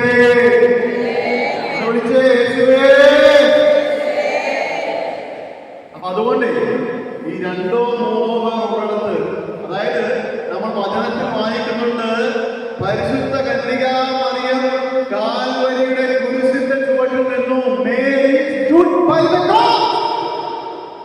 Mary stood by the cross. നിങ്ങൾ നോക്കിക്കേ, നിങ്ങൾ നോക്കിക്കേ. സത്യാത്മാവും നീതിമാനുമായിരുന്ന യേശു ക്രിസ്തുവിനെ ഫരിസയരും നിയമജ്ഞരും രാജാക്കന്മാരും കൂടെ പിടിച്ച് കുരിശിൽ തറച്ച് ഇരയാക്കി തീർത്തു. അങ്ങനെ ഇരയാക്കി തീർത്തപ്പോൾ പരിശുദ്ധ കന്യകാ മറിയം തന്റെ ധീരത കാണിച്ചത് ഈ കുരിശിന്റെ ചുവട്ടിൽ നിന്നുകൊണ്ടാണ്. ഇരയാക്കപ്പെട്ട യേശുവിനോടൊപ്പം നിന്നു. നമ്മളെങ്ങനെയാ ഈ ധീരത എന്ന് പറയല്ലേ? അല്ലെങ്കിൽ കുമ്പളപ്പള്ളി കാണുമല്ലോ, ഞാനാണ് ഇവിടുത്തെ സംഭവം രാജാവ്, അല്ലെങ്കിൽ എന്റെ പൂർവികരുടെ പൂർവികരാണ് ഇതെല്ലാം പറഞ്ഞത്, അങ്ങനെയൊക്കെ പറഞ്ഞ ആൾക്കാരില്ലേ? ഉണ്ടോ? ഇല്ല. നിങ്ങളല്ല, ഇല്ല. നിങ്ങൾ ഈ ഐസക്കിനോടെ പോലെ ചിന്തിക്കരുത്. അത്രയ്ക്ക് വേണ്ട. പുക വരും, പുക, അത് വേണ്ടപ്പോ. അല്ല, അങ്ങനെയൊക്കെ പറയുന്നവരില്ലേ? ഈ ധീരത എന്ന് പറഞ്ഞാലേ ഇരയെ ഉണ്ടാക്കുന്നതല്ല, ഇരയ്ക്കൊപ്പം നിൽക്കുന്നതാണ്. നോക്കിക്കും, പിടിച്ചിരയാക്കി അപകീർത്തിപ്പെടുത്തി കുരിശിൽ തറച്ചു. ആ കുരിശിൽ തറച്ചപ്പോൾ ആ കുരിശിന്റെ ചുവട്ടിൽ ആര് നിന്നു? ആര് നിന്നു? അതുകൊണ്ട് 2 3 പേർ കൂടുമ്പോഴേ നമ്മളിലേക്ക് നോക്കിയാൽ മതി. ആരെയും അപകീർത്തിപ്പെടുത്തേണ്ട, ആരെയും അപകീർത്തിപ്പെടുത്തേണ്ട, ആരെയും കുരിശിൽ തറക്കണ്ട. അങ്ങനെ കുരിശിൽ തറച്ചിട്ട് അപകീർത്തിപ്പെടുത്തിട്ട് എന്റെ ഇവിടുന്ന് കൈ പിരിച്ചിട്ട് കർത്താവേ വിളിച്ചാൽ പ്രാർത്ഥന കേൾക്കുമോ? കേൾക്കുമോ? കേൾക്കുമോ? എന്നിലേക്ക് നോക്കുക. ആരിലേക്ക് നോക്കുക? അങ്ങനെ നമ്മുടെ ജീവിതത്തിലേക്ക് നോക്കുമ്പോൾ എന്തായിരിക്കും ഏറ്റവും വലിയ ഓർമ്മ? നിങ്ങൾ ഇത്രയും പേരുണ്ടല്ലോ ഈ ദേവാലയത്തിൽ, ഇത്രയും പേര് ഈ ദേവാലയത്തിൽ നിന്ന് നിങ്ങളുടെ ജീവിതത്തിലേക്ക് നോക്കുമ്പോൾ ഏറ്റവും വലിയ ഓർമ്മ എന്താണ്? ഈ ജീവിതം ദൈവത്തിന്റെ വലിയ ദാനമാണെന്നുള്ളതാണ്. അല്ലേ? ആരുടെയൊക്കെ കരുണയാണ് നമ്മളാക്കിയത്? നിങ്ങൾ ധ്യാനിച്ചിട്ടുണ്ടോ? നിങ്ങൾ ചിന്തിച്ചിട്ടുണ്ടോ? ആരുടെയൊക്കെ കരുണയാണ് നമ്മളെ? ഇല്ലേ? എന്തെങ്കിലും പറയണം, എന്തെങ്കിലും വിളിക്കണം, അല്ലെങ്കിൽ ഇങ്ങനെ കാണിക്കണം. ആരുടെയൊക്കെ കരുണയാണ് നമ്മളാക്കിയത്? നിങ്ങൾ വിശ്വസിക്കുന്നുണ്ടോ? ഉണ്ടോ? ഒപ്പം നടന്നവരില്ലേ? ഉണ്ടോ? വഴി കാട്ടിയവരില്ലേ? ഉണ്ടോ? വീണപ്പോൾ താങ്ങിയവരുണ്ടോ? വിശന്നപ്പോൾ ആഹാരമായി വന്നവരുണ്ടോ? പറയൂലേ, എന്റെ അപ്പനേറ്റ വെയിലാണ് കാണുന്നത്? പറയുമോ? ഇല്ലേ? പറയാൻ പറ്റുമോ?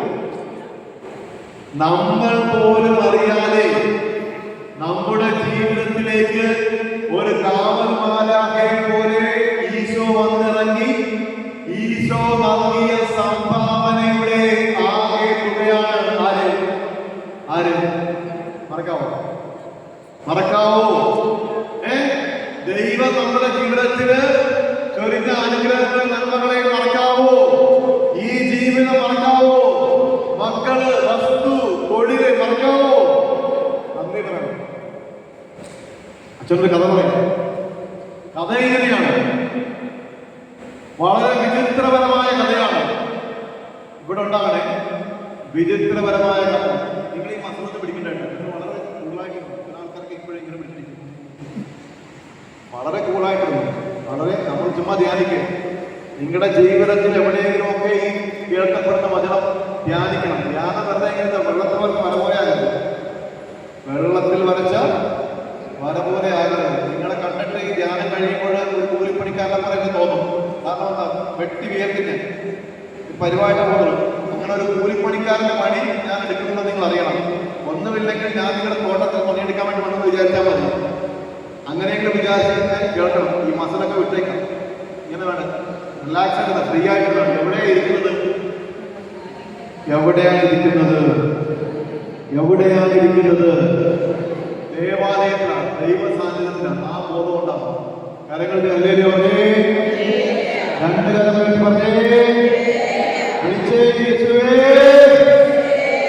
കരങ്ങളിൽ കത്താൻ മാത്രം പറഞ്ഞേ.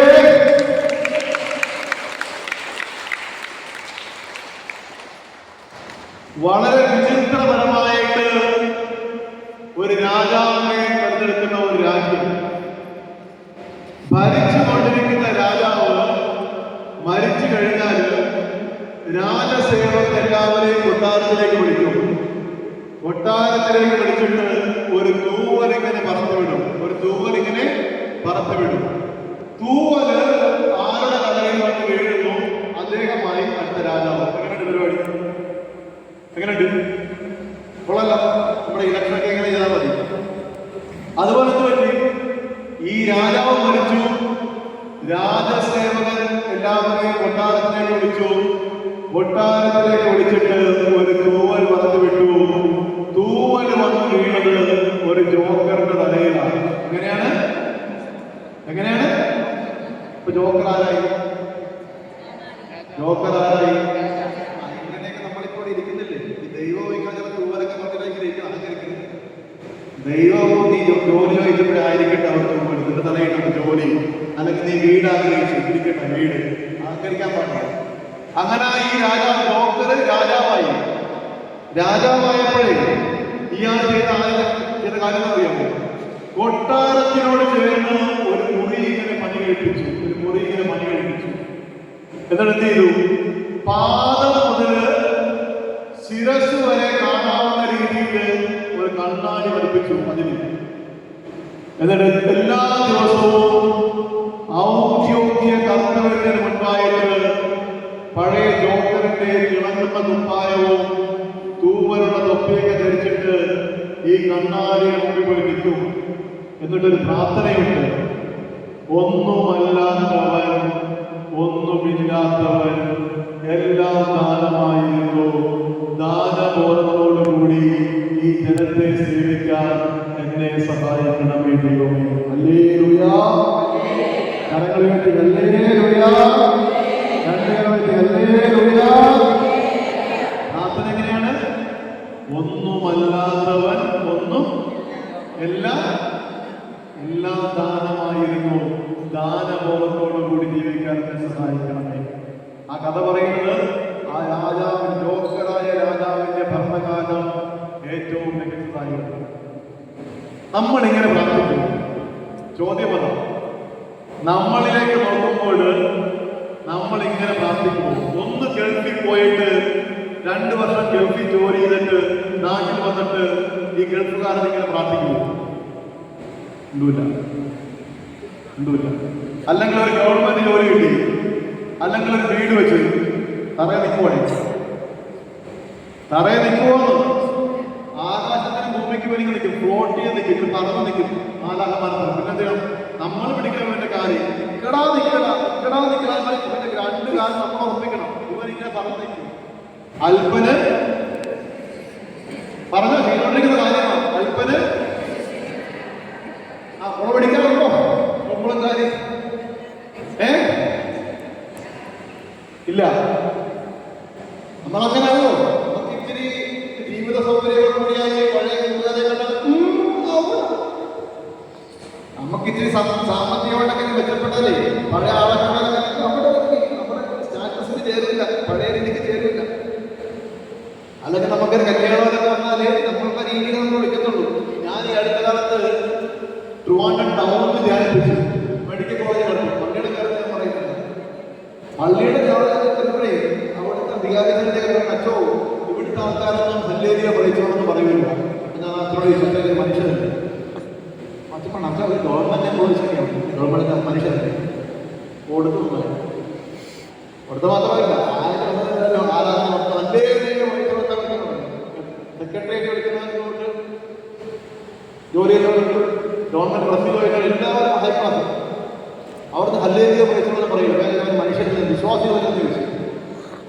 ഈ മനുഷ്യനാണ് ഈ നമ്മുടെ ഇദ്ദേഹം പറയുന്നത് നമ്മുടെ കാട്ടാക്കട മനുഷ്യനാവുക ഉയർച്ച താഴ്ചകൾ അതീതമായ സ്നേഹമുണ്ട് കേട്ടോ. മനുഷ്യനാവുക ഉയർന്നവരെന്നോ താഴ്ന്നവരെന്നോ ഇല്ല, എല്ലാവരുടെ സ്നേഹമുണ്ട് കേട്ടോ. മനുഷ്യനാവുക. More you become human, more you become മൈക്കെടുത്ത് ഞാൻ അറിയാം. More you become divine. എത്രമാത്രം മനുഷ്യനാവുമോ അത്രമാത്രം നമ്മൾ ദൈവികമായിട്ട് പാടും. ഹല്ലേലൂയ. പ്രാർത്ഥനയിലാണ് ഒന്നുമല്ലാത്തവൻ ഒന്നുമില്ലാത്തവൻ എല്ലാം ദാനമായിരുന്നു. ഒന്ന് ചാടി എഴുന്നേറ്റ് കരങ്ങൾ കൂപ്പിക്കുക, കണ്ണുകൾ വെച്ച് ആൻസറിന് പാട്ട് പാടും. ആ പാട്ടിന്റെ വരികൾ ധ്യാനിച്ചിട്ട് നിന്റെ ജീവിതത്തോട് ഒന്ന് ധ്യാനിക്കണം. നിന്റെ ജീവിതത്തെ ഒന്ന് വിലയിരുത്തണം. ഇന്നോളം നീ പിന്നിട്ട വഴികള്, നിന്റെ ജീവിതത്തിൽ വലിയ ദൈവത്തിന്റെ കരുതലും ഇടപെടലും ഉണ്ടായിട്ടുണ്ട്. നീ എന്തായിരിക്കുന്നോ അതില് ദൈവത്തിന്റെ വ്യക്തമായ ഇടപെടലുണ്ട്. അതുകൊണ്ട് ഒന്നിനെ കുറിച്ച് അഹങ്കരിക്കാൻ പാടില്ല. ഒന്നുമില്ലാത്തവരായിരുന്നു, എല്ലാം ദാനമായിരുന്നു.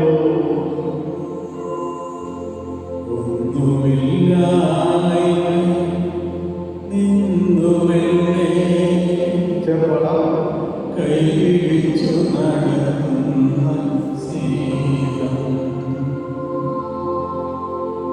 എന്റെ വല്ലായ്മകൾ കണ്ടിട്ടെന്നും ആ നെഞ്ചോട് ചേർക്കുന്ന സ്നേഹം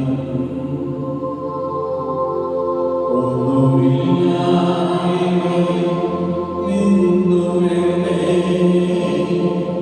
കൈപിടിച്ചു നടക്കുന്ന സ്നേഹം എന്റെ വല്ലായ്മകൾ കണ്ടിട്ടെന്നും ആ നെഞ്ചോട് ചേർക്കുന്ന സ്നേഹം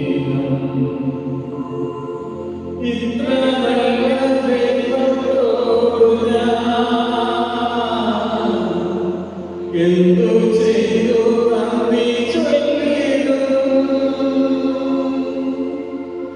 എന്റെ കൊച്ചു ജീവിതത്തെ നിന്റെ മുമ്പിൽ കാഴ്ചയിടാം. ഇത്ര നല്ല ദൈവത്തോടു ഞാൻ എന്തു ചെയ്തു നന്ദി ചൊല്ലിടും എന്റെ കൊച്ചു ജീവിതത്തെ നിന്റെ മുമ്പിൽ കാഴ്ചയിടാം. കരങ്ങളടിച്ചുകൊണ്ട് പ്രധാനമന്ത്രി പറഞ്ഞേ,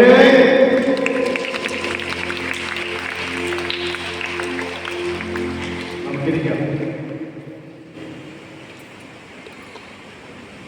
നമ്മൾ ധ്യാനിച്ചുകൊണ്ടിരിക്കുന്ന ഭാഗങ്ങളാണ്, നമ്മളിലേക്ക് നോക്കുകയാണ്. നമ്മളിലേക്ക് നിങ്ങളുടെ മക്കളുള്ള കുടുംബത്തിൽ ആരെങ്കിലും യുവതി യുവാക്കളുണ്ടെന്ന് ധ്യാനിച്ചു.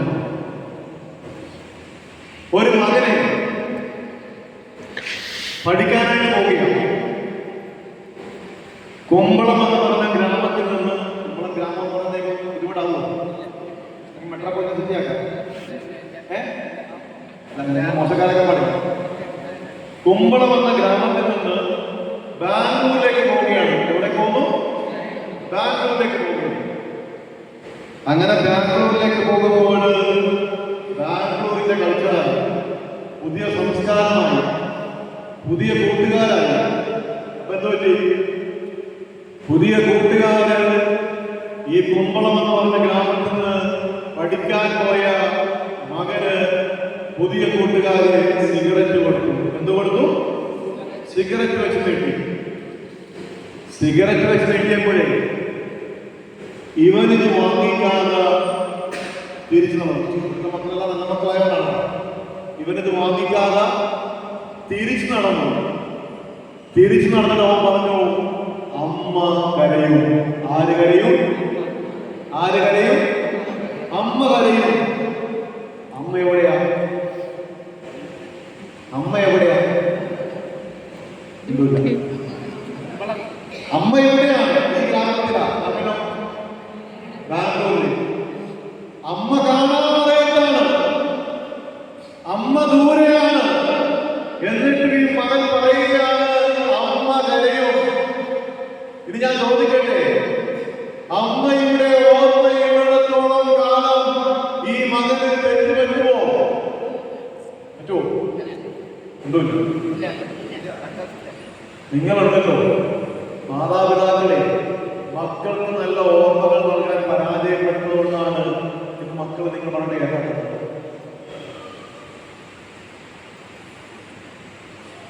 Hallelujah, hallelujah, hallelujah.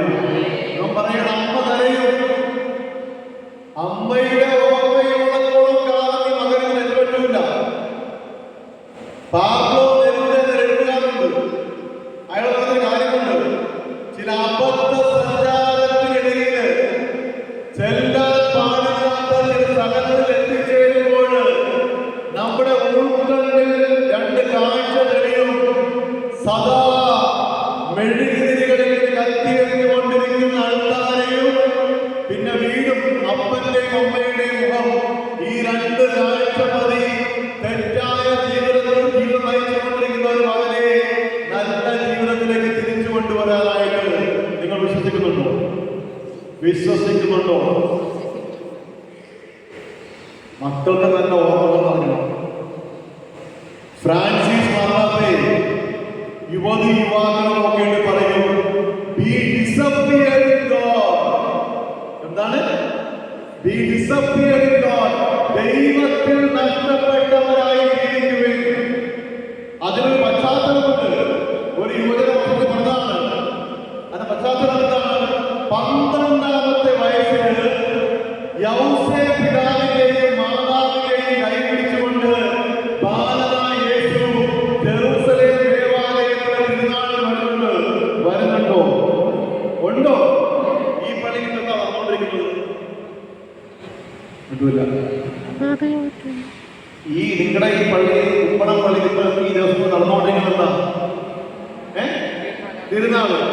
തിരുനാൾ നിങ്ങൾ വരുമ്പോഴേ ഈ 12, 10, 9 വെക്കുന്നതൊക്കെ വീട്ടിലുണ്ടോ?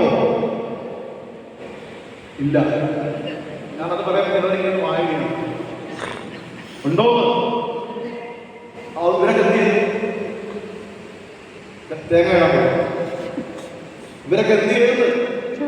നിങ്ങളുണ്ടല്ലോ യൗസേ പിതാവും മാതാവേ ഈ ബാലനായ യേശുവിനെ 12ാമത്തെ വയസ്സിൽ ദേവാലയത്തിൽ കൊണ്ടുവന്നപോലെ നിങ്ങൾ കൊണ്ടുവന്നില്ലെങ്കിലേ മക്കൾ നഷ്ടപ്പെടും. ഞാനിപ്പോഴേ പറയുക, എല്ലാം നേടിക്കഴിഞ്ഞിട്ടേ ഒടുവിൽ മക്കൾ നഷ്ടപ്പെടാൻ എന്തെങ്കിലും പ്രയോജനമുണ്ടോ? ഉണ്ടോ? ഉണ്ടല്ല. കിട്ടേണ്ട കാര്യമുണ്ടല്ലോ. കിട്ടേണ്ട സമയത്ത് കിട്ടേണ്ടത് കൂടെ കിട്ടണം. അല്ലാതെ മക്കൾ ബുദ്ധിക്കൊണ്ടിരിക്കരുത്. സൊമാറ്റോയും മറ്റേതൊക്കെ അതാണ് പരിപാടി. അവൻ പറയും ബർഗർ ബർഗർ വരട്ടെ, ബർഗറൊക്കെ അവൻ കഴിക്കുമ്പോൾ പിന്നെ മത്തങ്ങാൻ പോലെ ബർഗർ പോലെ വിരലിക്കും. പിന്നെ അവസാനം ബർഗർ കൊണ്ട് ചേച്ചി ബർഗർ പോയി. അങ്ങനെ ഉണ്ട്. ബർഗർ വന്ന് അവസാനം ചേച്ചി ബർഗർ പോയി. അങ്ങനെ ഇങ്ങനെയുള്ള കാര്യം ചെയ്യുന്നുണ്ടല്ലോ. ഈ മക്കളുണ്ടല്ലോ, നിങ്ങൾ നല്ല ശിക്ഷണം കൊടുക്കണം, അനുസരണം പഠിപ്പിക്കണം. ദൈവത്തെക്കുറിച്ചും മനുഷ്യനെക്കുറിച്ചും പ്രകൃതിയെക്കുറിച്ചും മണ്ണിനെക്കുറിച്ചും പഠിപ്പിക്കണം. അല്ലാതെ കുത്തിക്കൊണ്ടിരിക്കരുത്. കുത്തിക്കൊണ്ടിരുന്നാൽ ബുദ്ധിമുട്ടാകും. അവൻ വലുതാകും. പിന്നെ അവൻ നമ്മുടെ കയ്യിൽ നിൽക്കില്ല. എല്ലാം നേടിക്കഴിഞ്ഞിട്ട് ഒടുവിൽ മക്കൾ നഷ്ടപ്പെടാൻ എന്തെങ്കിലും പ്രയോജനമുണ്ടോ? ലൂക്കായുടെ സുവിശേഷം എന്താ പറഞ്ഞിരിക്കുന്നത്? ബാലനായ യേശു ഇല്ലേ? ബാലനായ യേശു ജ്ഞാനത്തിനും പ്രായത്തിലും ദൈവത്തിന്റെയും മനുഷ്യരുടെയും പ്രീതിയിൽ വളർന്നു. ഈ 12ാമത്തെ വയസ്സിലെ ബാലനായ യേശുവിനെ ജെറുസലേം ദേവാലയത്തിൽ കൊണ്ടുവന്നപ്പോഴേ ജെറുസലേം ദേവാലയത്തിലെ തിരുനാൾ ആഘോഷിക്കാനായിട്ട് 27 ലക്ഷം ആൾക്കാരുണ്ടായിരുന്നു. 27 ലക്ഷം ആൾക്കാരുണ്ടായിട്ട് ആ ആൾക്കൂട്ടത്തിലല്ല ഈ 12ാമത്തെ വയസ്സിൽ ബാലനായ യേശു നഷ്ടപ്പെട്ടത് ജെറുസലേം ദേവാലയത്തിലാണ്. നമ്മുടെ മക്കളെങ്ങനെയാ? എല്ലാം തുടങ്ങിയത് എവിടെ നിന്നാണ്? നിങ്ങളുടെ മക്കളുടെ ജീവിതം എല്ലാം തുടങ്ങിയത് എവിടെ നിന്നാണ്? ദേവാലയത്തിലല്ലേ? ജ്ഞാനസ്നാനം എവിടെ നിന്നാണ്? ആദ്യ കുർബാന എവിടെ നിന്നാണ്? അൾത്താരവാദം എവിടെ നിന്നാണ്? മതബോധന ക്ലാസ് എവിടെ നിന്നാണ്? എല്ലാം ഇവിടെ തുടങ്ങിയിട്ട് ഇപ്പൊ കാണുന്ന കാഴ്ച എന്താ? ഒരു +2 കാരനോ ഡിഗ്രിക്കാരനോ ആരെങ്കിലും ഈ മൈക്രോഫോണിലൂടെ യുവാക്കന്മാരെന്ന് കേട്ടോ? എല്ലാം +2 കാരനും ഡിഗ്രിക്കാരനൊക്കെ ആയിട്ട് തുടങ്ങിയിടത്ത് പറ്റി. കുറച്ച് മുതിർന്ന് കഴിഞ്ഞപ്പോൾ പറ്റി ദേവാലയം വിട്ടിട്ട് ആ കൂട്ടത്തിൽ നഷ്ടപ്പെട്ടു പോകുന്ന കാഴ്ച നിങ്ങളുടെ കൺമുമ്പിലില്ലേ? എന്താണ് ആൾക്കൂട്ടം? മദ്യപാനം, പുകവലി, ഡ്രഗ്സ്, കഞ്ചാവ്, അവിശുദ്ധ ബന്ധങ്ങള്, വഴിവിടച്ച ജീവിതങ്ങള് ഇല്ലേ? ഉണ്ടോ? അത് കണ്ടിട്ടാണ് ഫ്രാൻസിസ് പാപ്പ പറഞ്ഞത്, യുവാക്കളെ നിങ്ങളുണ്ടല്ലോ ദേവാലയത്തിൽ ദൈവത്തിൽ നഷ്ടപ്പെട്ടവരായി. ആൾക്കൂട്ടത്തിലല്ല, ദിശാബോധമില്ലാതെ മദ്യത്തിന്റെയും മയക്കുമരുന്ന് വചനമുണ്ട്. ഞാൻ സഭയിലൊന്നും വായിക്കണം.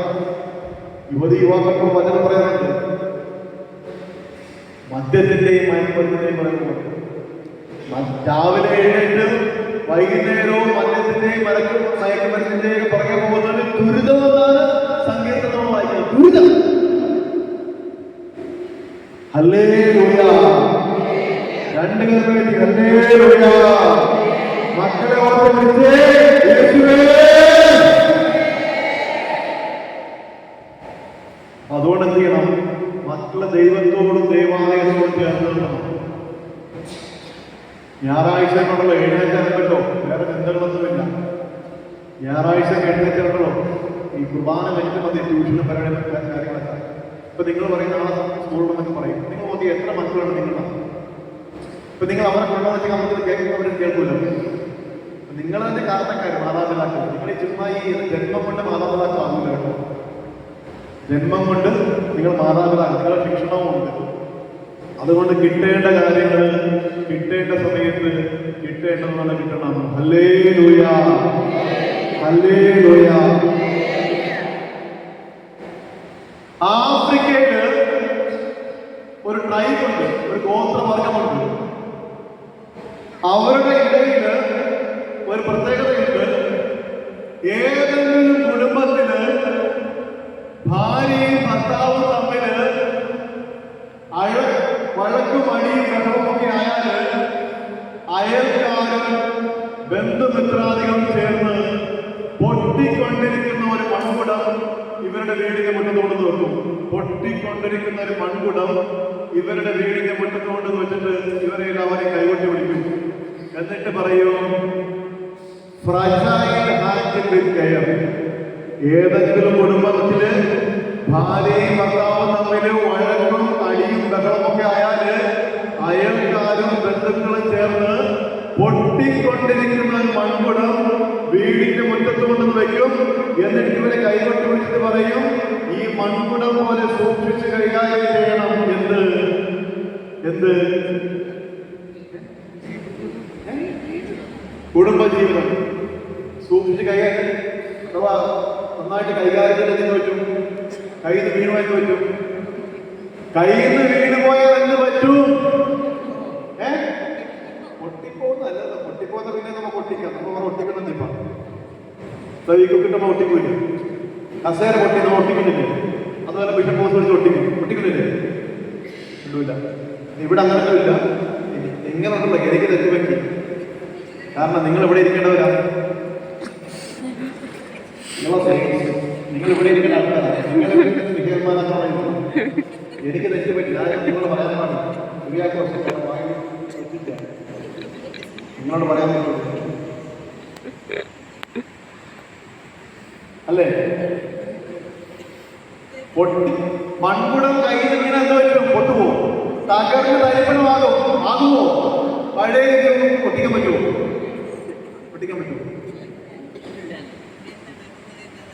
സൂക്ഷിച്ച് കൈകാര്യം ചെയ്യണം.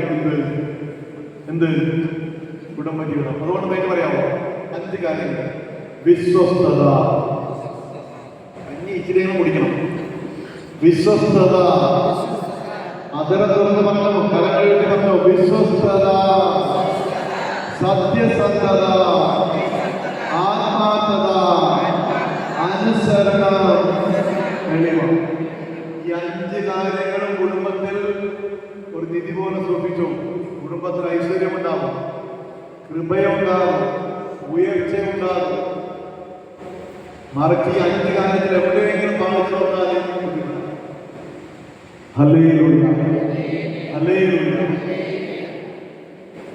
അതുകൊണ്ട് സന്താപത്തിലും ആരോഗ്യത്തിലും അനാരോഗ്യത്തിലും ഒരുമിച്ച് മരണം വരെ ജീവിക്കണം. വിശ്വസ്തയോട് നമ്മളിലേക്ക് നോക്കേണ്ട. നിങ്ങളിലേക്ക് ദേവാലയത്തിന്റെ മുൻപിൽ നിന്നുകൊണ്ട് ഒരാൾ ഭിക്ഷയാചിക്കും. ദേവാലയത്തിന്റെ മുൻപിൽ നിന്നുകൊണ്ട് ഒരാൾ ഭിക്ഷയാചിക്കുകയാണ്. നിങ്ങളെല്ലാം ദേവാലയത്തിലുണ്ട്. പള്ളി കഴിഞ്ഞു. എല്ലാവരും പുറത്തേക്ക് ഇറങ്ങിയാണ്. പുറത്തേക്ക് ഇറങ്ങുമ്പോഴാണ് ഈ ഭിക്ഷക്കാരൻ പറയുകയാണ്, ദൈവനാമത്തിൽ എനിക്ക് എന്തെങ്കിലും തരണം. എന്താണ് പ്രാർത്ഥന? പള്ളിയുടെ മുമ്പിൽ വെച്ച് പറയാൻ പറ്റിയ പ്രാർത്ഥനയാണ്. ഏത്?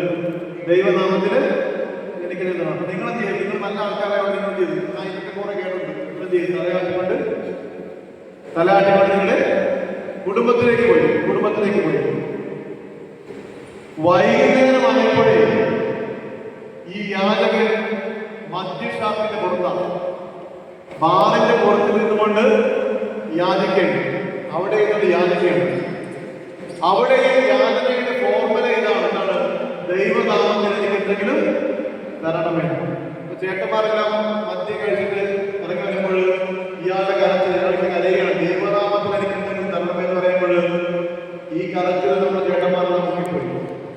അങ്ങനെ എന്ത് ചെയ്ത് ഉള്ള തൊട്ടും പൈസയുമെല്ലാം ഇയാളുടെ ഭിക്ഷാപാത്രത്തിലേക്ക് കിട്ടും. വൈകുന്നേരമായപ്പോഴേ, രാത്രി ആയപ്പോൾ ഇയാൾ ദൈവത്തിന്റെ പക്കലേക്ക് പോവുകയാണ്. ഈ യാചകൻ അന്നാണ് ദൈവത്തോട് പറയുകയാണ്, ഒരു പരാതി പറയുകയാണ്. നല്ല ആളാണ് ആര്? യാചകൻ ദൈവത്തോട് പറയുകയാണ്, നല്ല ആളാണ്.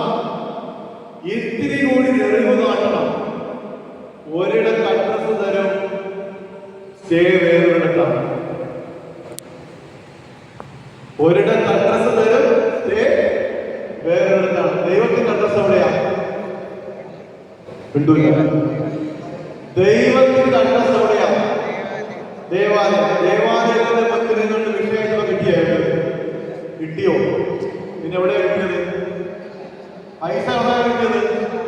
മാധ്യക്ഷേത്രം. അയാൾ പറയാൻ പരാതി പറയാണ്, ഒരിടത്ത് അഡ്രസ് തരും, സ്റ്റേ വേറൊരിടത്താണ്. ആ കഥ അവിടെ നിൽക്കട്ടെ. കുടുംബ ജീവിതം നമ്മൾ ധ്യാനിക്കുകയാണ്, നിങ്ങളിലേക്ക് നോക്കിയാണ്. എനിക്ക് നിങ്ങളോട് പറയാൻ അത്രേ ഉള്ളൂ, അഡ്രസ് ഉള്ളിടത്തെ സ്റ്റേ പാടുകയുള്ളൂ. അഡ്രസ് ഉള്ളിടത്തെ എന്ത് പാടുകയുള്ളൂ? എന്ത് പാടുകയുള്ളൂ? ഇല്ല. Address ഉള്ളിടത്തെ stay പാടുകയുള്ളൂ.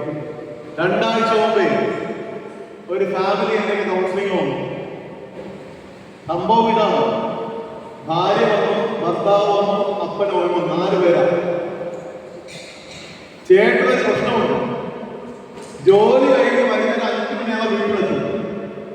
വൈകുന്നേരം 5 മണിയാകുമ്പോൾ വീട്ടിലെത്തും. 5 മണിക്ക് എത്തിയ ചേട്ടൻ പിന്നെ കുടിയൊക്കെ കഴിഞ്ഞ് ചായ കൊണ്ട് ഒരു 7 മണിയാകുമ്പോൾ പുറത്തേക്ക് പോകും.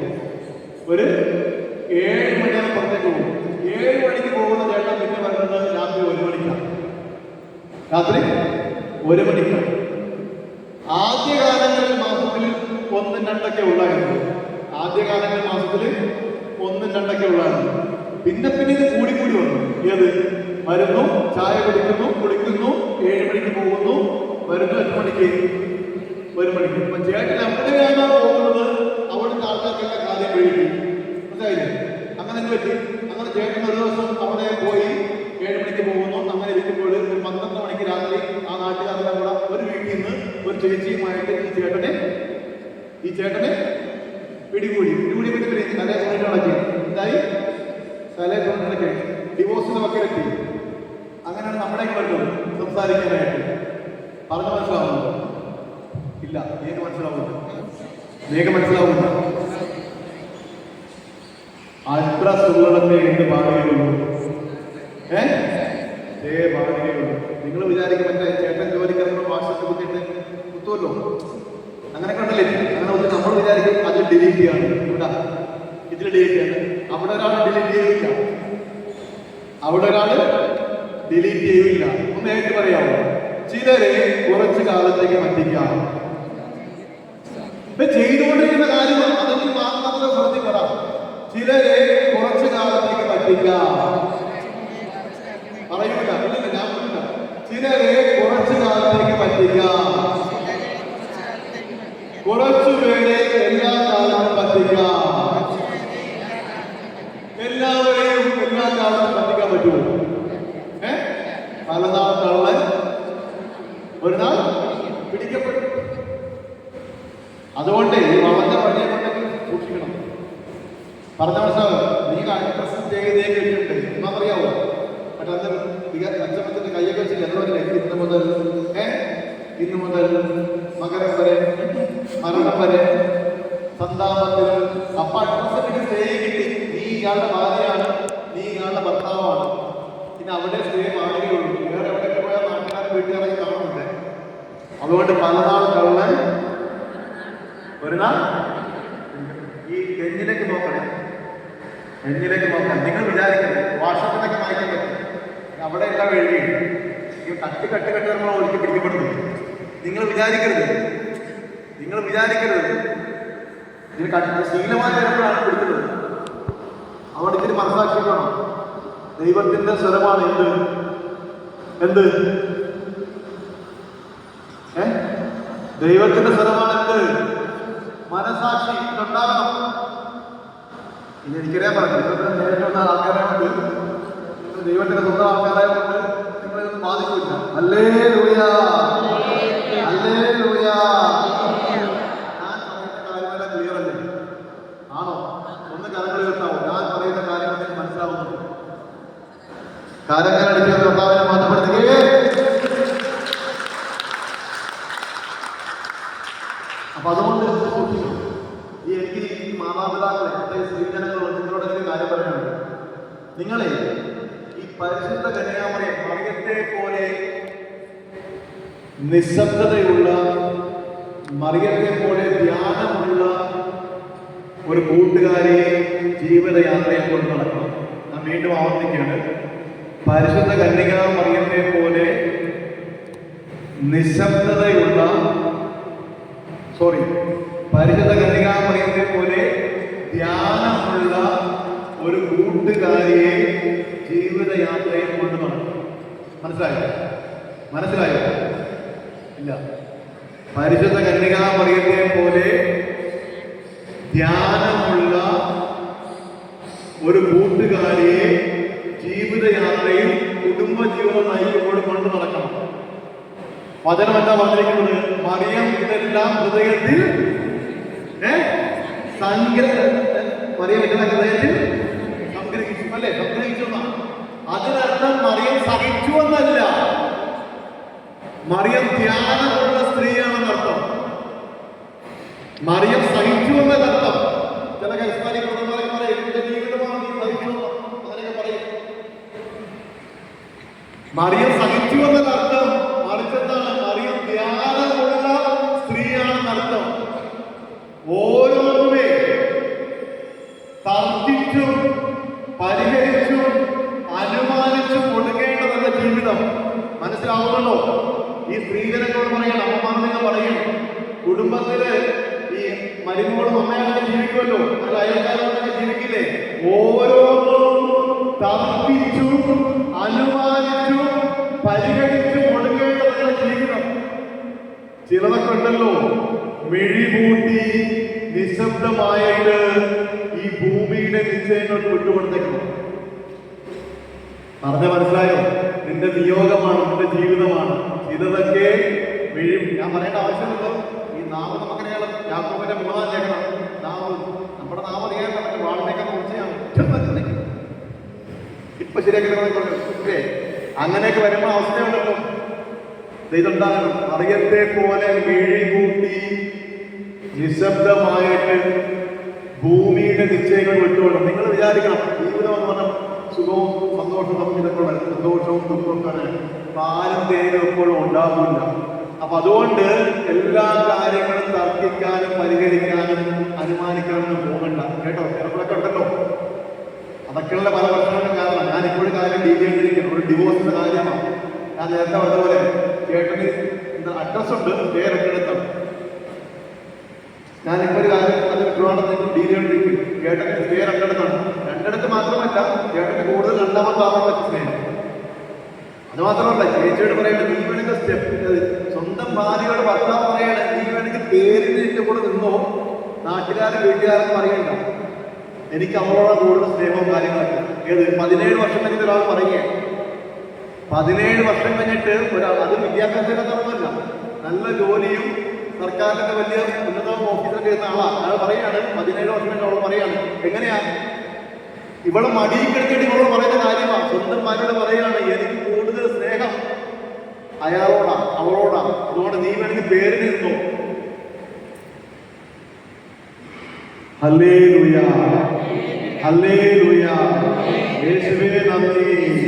പ്രിയമുള്ളവരെ, അതുകൊണ്ടുള്ള വിശ്വസ്തതയും സത്യസന്ധതയും ആത്മാർത്ഥതയും അനുസരണയും ഒന്നും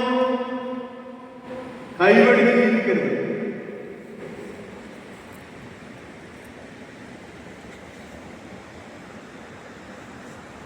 ജപ്പാൻകാരെ പുതിയ തലമുറയ്ക്ക് കൊടുക്കുന്ന കാര്യമാണ്. പുതിയ തലമുറയ്ക്ക് കൊടുക്കുന്ന കാര്യമാണ്. അതിങ്ങനെയാണ്. മകന് അപ്പനെ കൊണ്ട് മടുത്തു. മകന് അപ്പനെ കൊണ്ട് മടുത്തു. മകന് അപ്പനെ കൊണ്ട് മടുത്തട്ടെ. മകൻ എന്ത് ചെയ്യുന്നു? അപ്പനെ ജീവനോടുകൂടി ശവപ്പെട്ടിരിച്ചിട്ട് കൊക്കയിൽ കൊണ്ട് എറിഞ്ഞു കളയാതെ പോവുകയാണ്. നിങ്ങൾക്ക് അപ്പന്മാരെയും അല്ലെങ്കിൽ അപ്പനെയും അമ്മയും നിങ്ങൾ മടുക്കാറുണ്ടോ? ഇല്ല. നിങ്ങളാരും ചെയ്യില്ല, കാരണം നിങ്ങൾ ഇവിടെ ഇരിക്കേണ്ടവരാണ്. ഇവിടെ ഇരുത്തുന്നു. ഇവിടെ ഇരുത്തേണ്ടവരെ ധ്യാനത്തിന്റെ അവസാനം ആൻസർ നിങ്ങളോട് നിങ്ങൾ നോക്കിപ്പിക്കുന്നു. മകന് അപ്പനെ കൊണ്ട് മടുത്തു. അപ്പനെ കൊണ്ട് മടുത്തിട്ട് അപ്പനെ എന്ത് ചെയ്തു? ജീവനോട് കൂടി ശവപ്പെട്ടിട്ടു കൊക്കയിൽ കൊണ്ട് എറിഞ്ഞാൻ പോയി. അപ്പോഴുണ്ടല്ലോ അപ്പൻ അപ്പൻ മകനോട് പറഞ്ഞു, നീ എന്തിനാണ് വെറുതെ ഈ ശവപ്പെട്ടി വേസ്റ്റ് ചെയ്യുന്നത്? നീ എന്റെ പ്രായത്തിലും നിന്റെ മകൻ നിന്റെ പ്രായത്തിൽ എത്തുമ്പോൾ അവന് ഉപകരിക്കും. എന്ത് എന്ത് എന്ത് ഇന്നു ഞാൻ നാലാം പ്രമാണം എന്താ? നാലാം പ്രമാണം എന്താ? മാതാപിതാക്കളെ ബഹുമാനിക്കണം. അപ്പനെയോ അമ്മയോ ചിന്തിക്കുന്നവൻ ദുഷ്ടനെന്ന് വരാൻ പറയുന്നത്. അപ്പനെയോ അമ്മയോ ചിന്തിക്കുന്നവൻ ശപിക്കപ്പെട്ടവൻ, ദുഷ്ടൻ അല്ലേ? നമുക്കറിയാമോ, എല്ലാം കിട്ടിക്കഴിയുമ്പോഴറിയാമോ ഈ അടുത്ത കാലത്ത് അമ്മച്ചി കൗൺസിലിംഗ് വന്നു. ഈ അടുത്ത കാലത്ത് ഈ ബെന്യാമൻ പറഞ്ഞൊരു ആശയമില്ലേ? ബെന്യാമൻ പറഞ്ഞിട്ട് മാതാപിതാക്കളുടെ ജീവിതം ആട് ജീവിതം പോലെയാണ്. മാതാപിതാക്കളുടെ ജീവിതം പോലെയാണ്, ആട് ജീവിതം പോലെയാണ്. ചോരയും നീരും പാലാക്കി കറവ് പറ്റുവോളം അവരോടും, ചോരയും നീരും പാലാക്കി കറവ് പറ്റുവോളം അവരോടും. അവസാനം എന്ത് ചെയ്യും? കറവ് പറ്റിക്കഴിയുമ്പോഴത്തേയും മക്കൾ കശാപ്പുശാലയിലേക്ക് വലിച്ചു കൊണ്ടുപോകും. ഇല്ലേ? എല്ലാം കിട്ടിക്കഴിയുമ്പോൾ നമ്മൾ സ്വഭാവം വരുത്തുള്ളൂ, എല്ലാം എഴുതി വാങ്ങിക്കും. ഇല്ലേ? ഈ അടുത്ത കാലത്ത് അമ്മച്ചി വന്നു കൗൺസിലിംഗ് അമ്മച്ചി വന്നപ്പോൾ അമ്മച്ചിയുടെ കയ്യിൽ ഒരു പ്ലാസ്റ്റിക് ക്യാരി ബാഗുണ്ട്. അപ്പൊ ഞാൻ അമ്മച്ചിയോട് ചോദിച്ചു, ഈ പ്ലാസ്റ്റിക് ക്യാരി ബാഗും കൗൺസിലിംഗ് തമ്മിൽ എന്തെങ്കിലും ബന്ധമുണ്ടോ? ഇല്ല ചോ, ഒന്നുമില്ല. പിന്നെ ഞാൻ ഇതിനകത്തെന്താ? വീടിന്റെ ആധാരം. എന്താണ് വീടിന്റെ ആധാരം? അത് പറയണേ, ഇതാവുള്ളൂ. ഇതെങ്ങാനും ഞാൻ വീട്ടിൽ അലമാരി വെച്ചിട്ട് പോയാൽ ഞാൻ എടുത്തുകൊണ്ട് ബാങ്കിൽ വെക്കും. ഈ മുഴുവൻ നോക്കിയേ, നമുക്കെല്ലാം കിട്ടിക്കഴിയുമ്പോഴാണ് നമ്മുടെ സ്വഭാവം കൊണ്ടുവരുന്നത്. അപ്പൊ നമ്മൾ എന്ത് ചെയ്യും? എല്ലാം കിട്ടിക്കഴിയുമ്പോൾ നമ്മൾ മറ്റേ ഫുട്ബോൾ പോലെയാണ്. മാതാപിതാക്കൾ 6 മാസത്തേക്ക് ചേച്ചിയുടെ വീട്ടിലേക്ക് ഒരു തട്ട്, അങ്ങനെ അവിടെ 6 മാസത്തേക്ക് ഞങ്ങളെ കൊണ്ട് വന്നാൽ പറ്റുള്ളൂ, നീ ഇങ്ങോട്ട് കൊണ്ടുപോയിക്കോ. അങ്ങനെ അവിടെ 6 മാസത്തേക്ക്, പിന്നെ അടുത്ത 6 മാസത്തേക്ക് ഇങ്ങോട്ടേക്ക് തട്ട്. അല്ലേ? മാതാപിതാക്കളെ ബഹുമാനിക്കണം. ഇന്നു ഞാൻ, നാളെ നീ. Hallelujah, hallelujah, hallelujah. ഞാൻ ഈ രാത്രിയെ നിങ്ങളോട് പറയാൻ ആഗ്രഹിക്കുന്ന കാര്യമാണ്, നിങ്ങളുടെ ജീവിതത്തിൽ പ്രാക്ടിക്കലായിട്ട്, നിങ്ങളുടെ ജീവിതത്തിൽ നിങ്ങൾ ഇന്ന് ജീവിച്ചുകൊണ്ടിരിക്കുന്ന ജീവിതത്തെ ഒന്ന് വിലയിരുത്താൻ പറ്റണം. ഒരു കാര്യങ്ങൾ പറഞ്ഞിട്ട് നമ്മൾ ആരാധന കാണാൻ കഴിയും. ഞാൻ ഈ പറയാൻ പോകുന്ന കാര്യം, ഇത്രയും ഞാൻ പറഞ്ഞ കാര്യം മറന്നാലും ഞാൻ ഇനി പറയാൻ പോകുന്ന കാര്യം നിങ്ങൾ മറക്കരുത്. ഞാൻ എൻ്റെ ജീവിതത്തിൽ ഒരു 5 വർഷമായിട്ട് ജീവിച്ചുകൊണ്ടിരിക്കുന്ന കാര്യമാണ്. ഒരു സാക്ഷ്യം എന്ന് വേണമെങ്കിൽ നിങ്ങൾ പറയാം, ഒരു ടെസ്റ്റിമണിയാണ്. നമ്മുടെ നാട് കഴിഞ്ഞ ഒരു മാസം ഒരു ജില്ലയെ കുറിച്ച് സംസാരിച്ചുകൊണ്ടിരുന്നു. ഏതാ ജില്ല? വയനാട്ടിലേക്ക് നമുക്ക് പോകാം. ഞാൻ നിങ്ങളെ വയനാട്ടിലേക്ക് കൊണ്ടുപോയി. താമരശ്ശേരി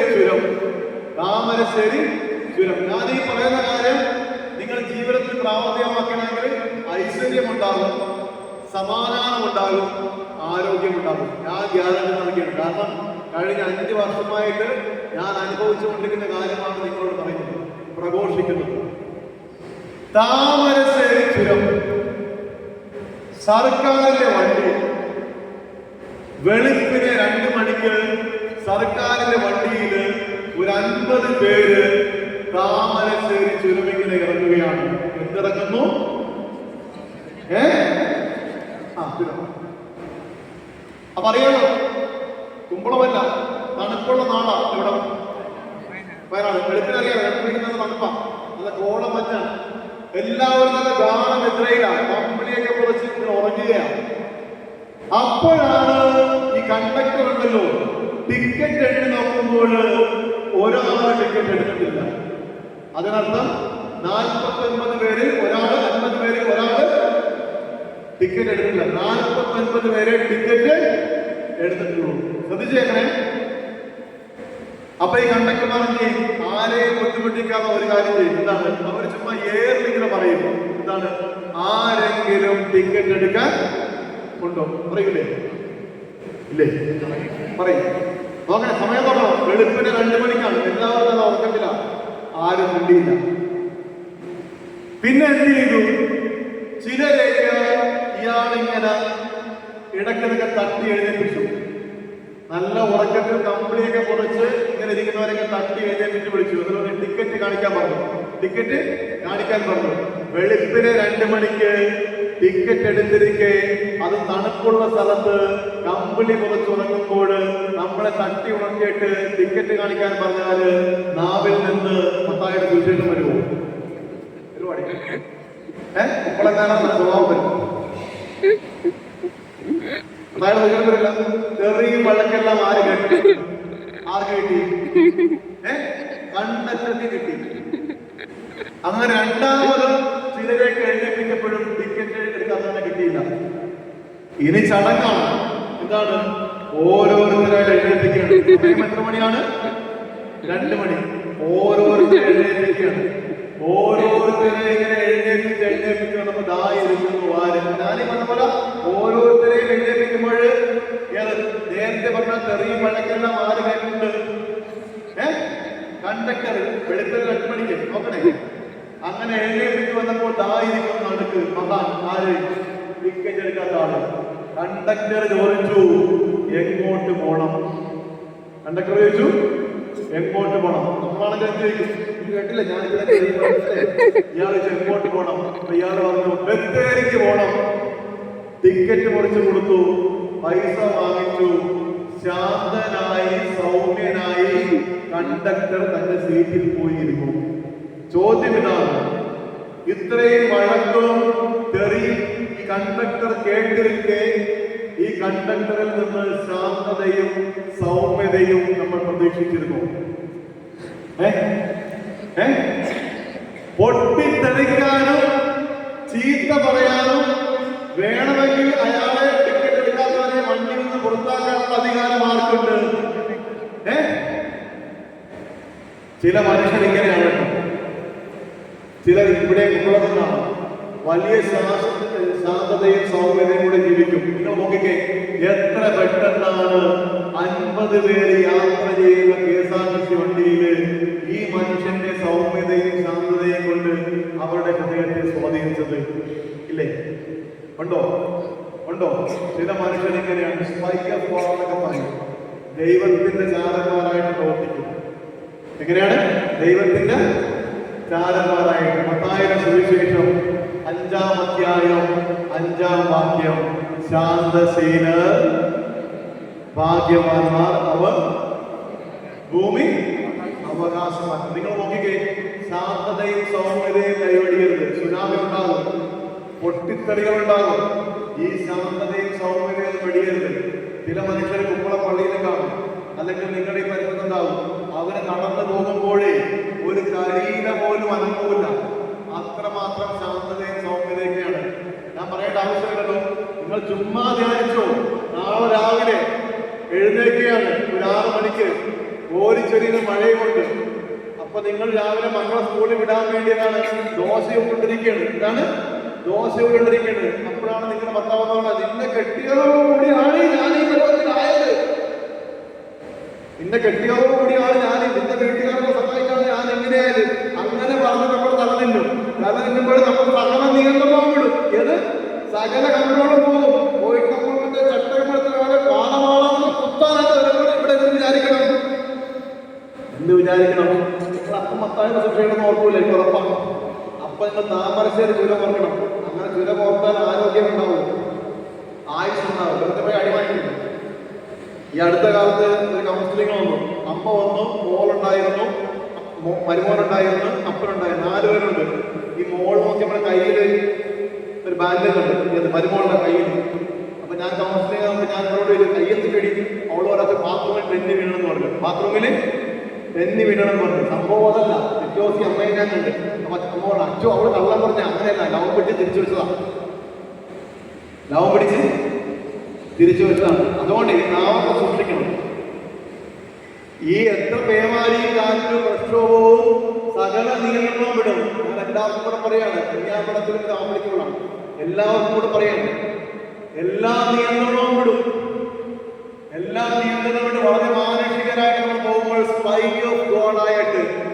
ദൈവത്തിന്റെ ചാരന്മാരായിട്ട്, മോദിയുടെയോ പിണറായിയുടെയോ അല്ലെങ്കിൽ പള്ളിയുടെ ചാരന്മാരല്ല, ദൈവത്തിന്റെ ചാരന്മാരായിട്ട് ഈ ഭൂമിയിലും കുടുംബത്തിലും ഇടവകയിലും സമൂഹത്തിലും ജീവിച്ചാല് ആരോഗ്യമുണ്ടാകും. ഒന്നാമതായിട്ട് എന്താണ്? ആരോഗ്യമുണ്ടാകും, സമാധാനമുണ്ടാവും, ഐക്യമുണ്ടാവും, സ്നേഹമുണ്ടാവും. മറിച്ചാണെങ്കിൽ അറിയാമോ, യുദ്ധമായിരിക്കും. പാകിസ്ഥാൻ ഇന്ത്യയിൽ യുദ്ധമൊക്കെ ഉണ്ടാവും ചില കുടുംബങ്ങളിലൊക്കെ, അല്ലേ? അങ്ങനെയൊക്കെ ഉണ്ടാവും. പിന്നെ എല്ലാം പോകും. അതുകൊണ്ട് നാവ് സൂക്ഷിക്കണം. എല്ലാ മനുഷ്യന്മാരുടെ നാവ് അറിയാതെ നാളിനേക്കാൻ പുറത്തെയാണ്. നാവിന്റെ ദുരുപയോഗം യാക്കോബ് സ്ലീഹ പറയുന്നത്. പറയുന്ന വാക്കിനെ തിരിച്ചെടുക്കാൻ പറ്റുമോന്ന് ഇല്ല. അതുകൊണ്ട് എന്റെ സാക്ഷ്യമായിട്ട് കണക്കാക്കണം. ദൈവത്തിന്റെ ചാരന്മാരായിട്ട് ഏതൊരവസ്ഥയിലും സാമ്പത്തിക ബുദ്ധിമുട്ട് വരും, കടബാധകൾ വരും, രോഗങ്ങൾ വരും, കുടുംബത്തിൽ വഴക്കുണ്ടാകും. എല്ലാ നേരവും സമാധാനത്തോടും ശാന്തിയോടും കൂടി ജീവിക്കണമെന്ന് പറ്റണം. Hallelujah, hallelujah, hallelujah.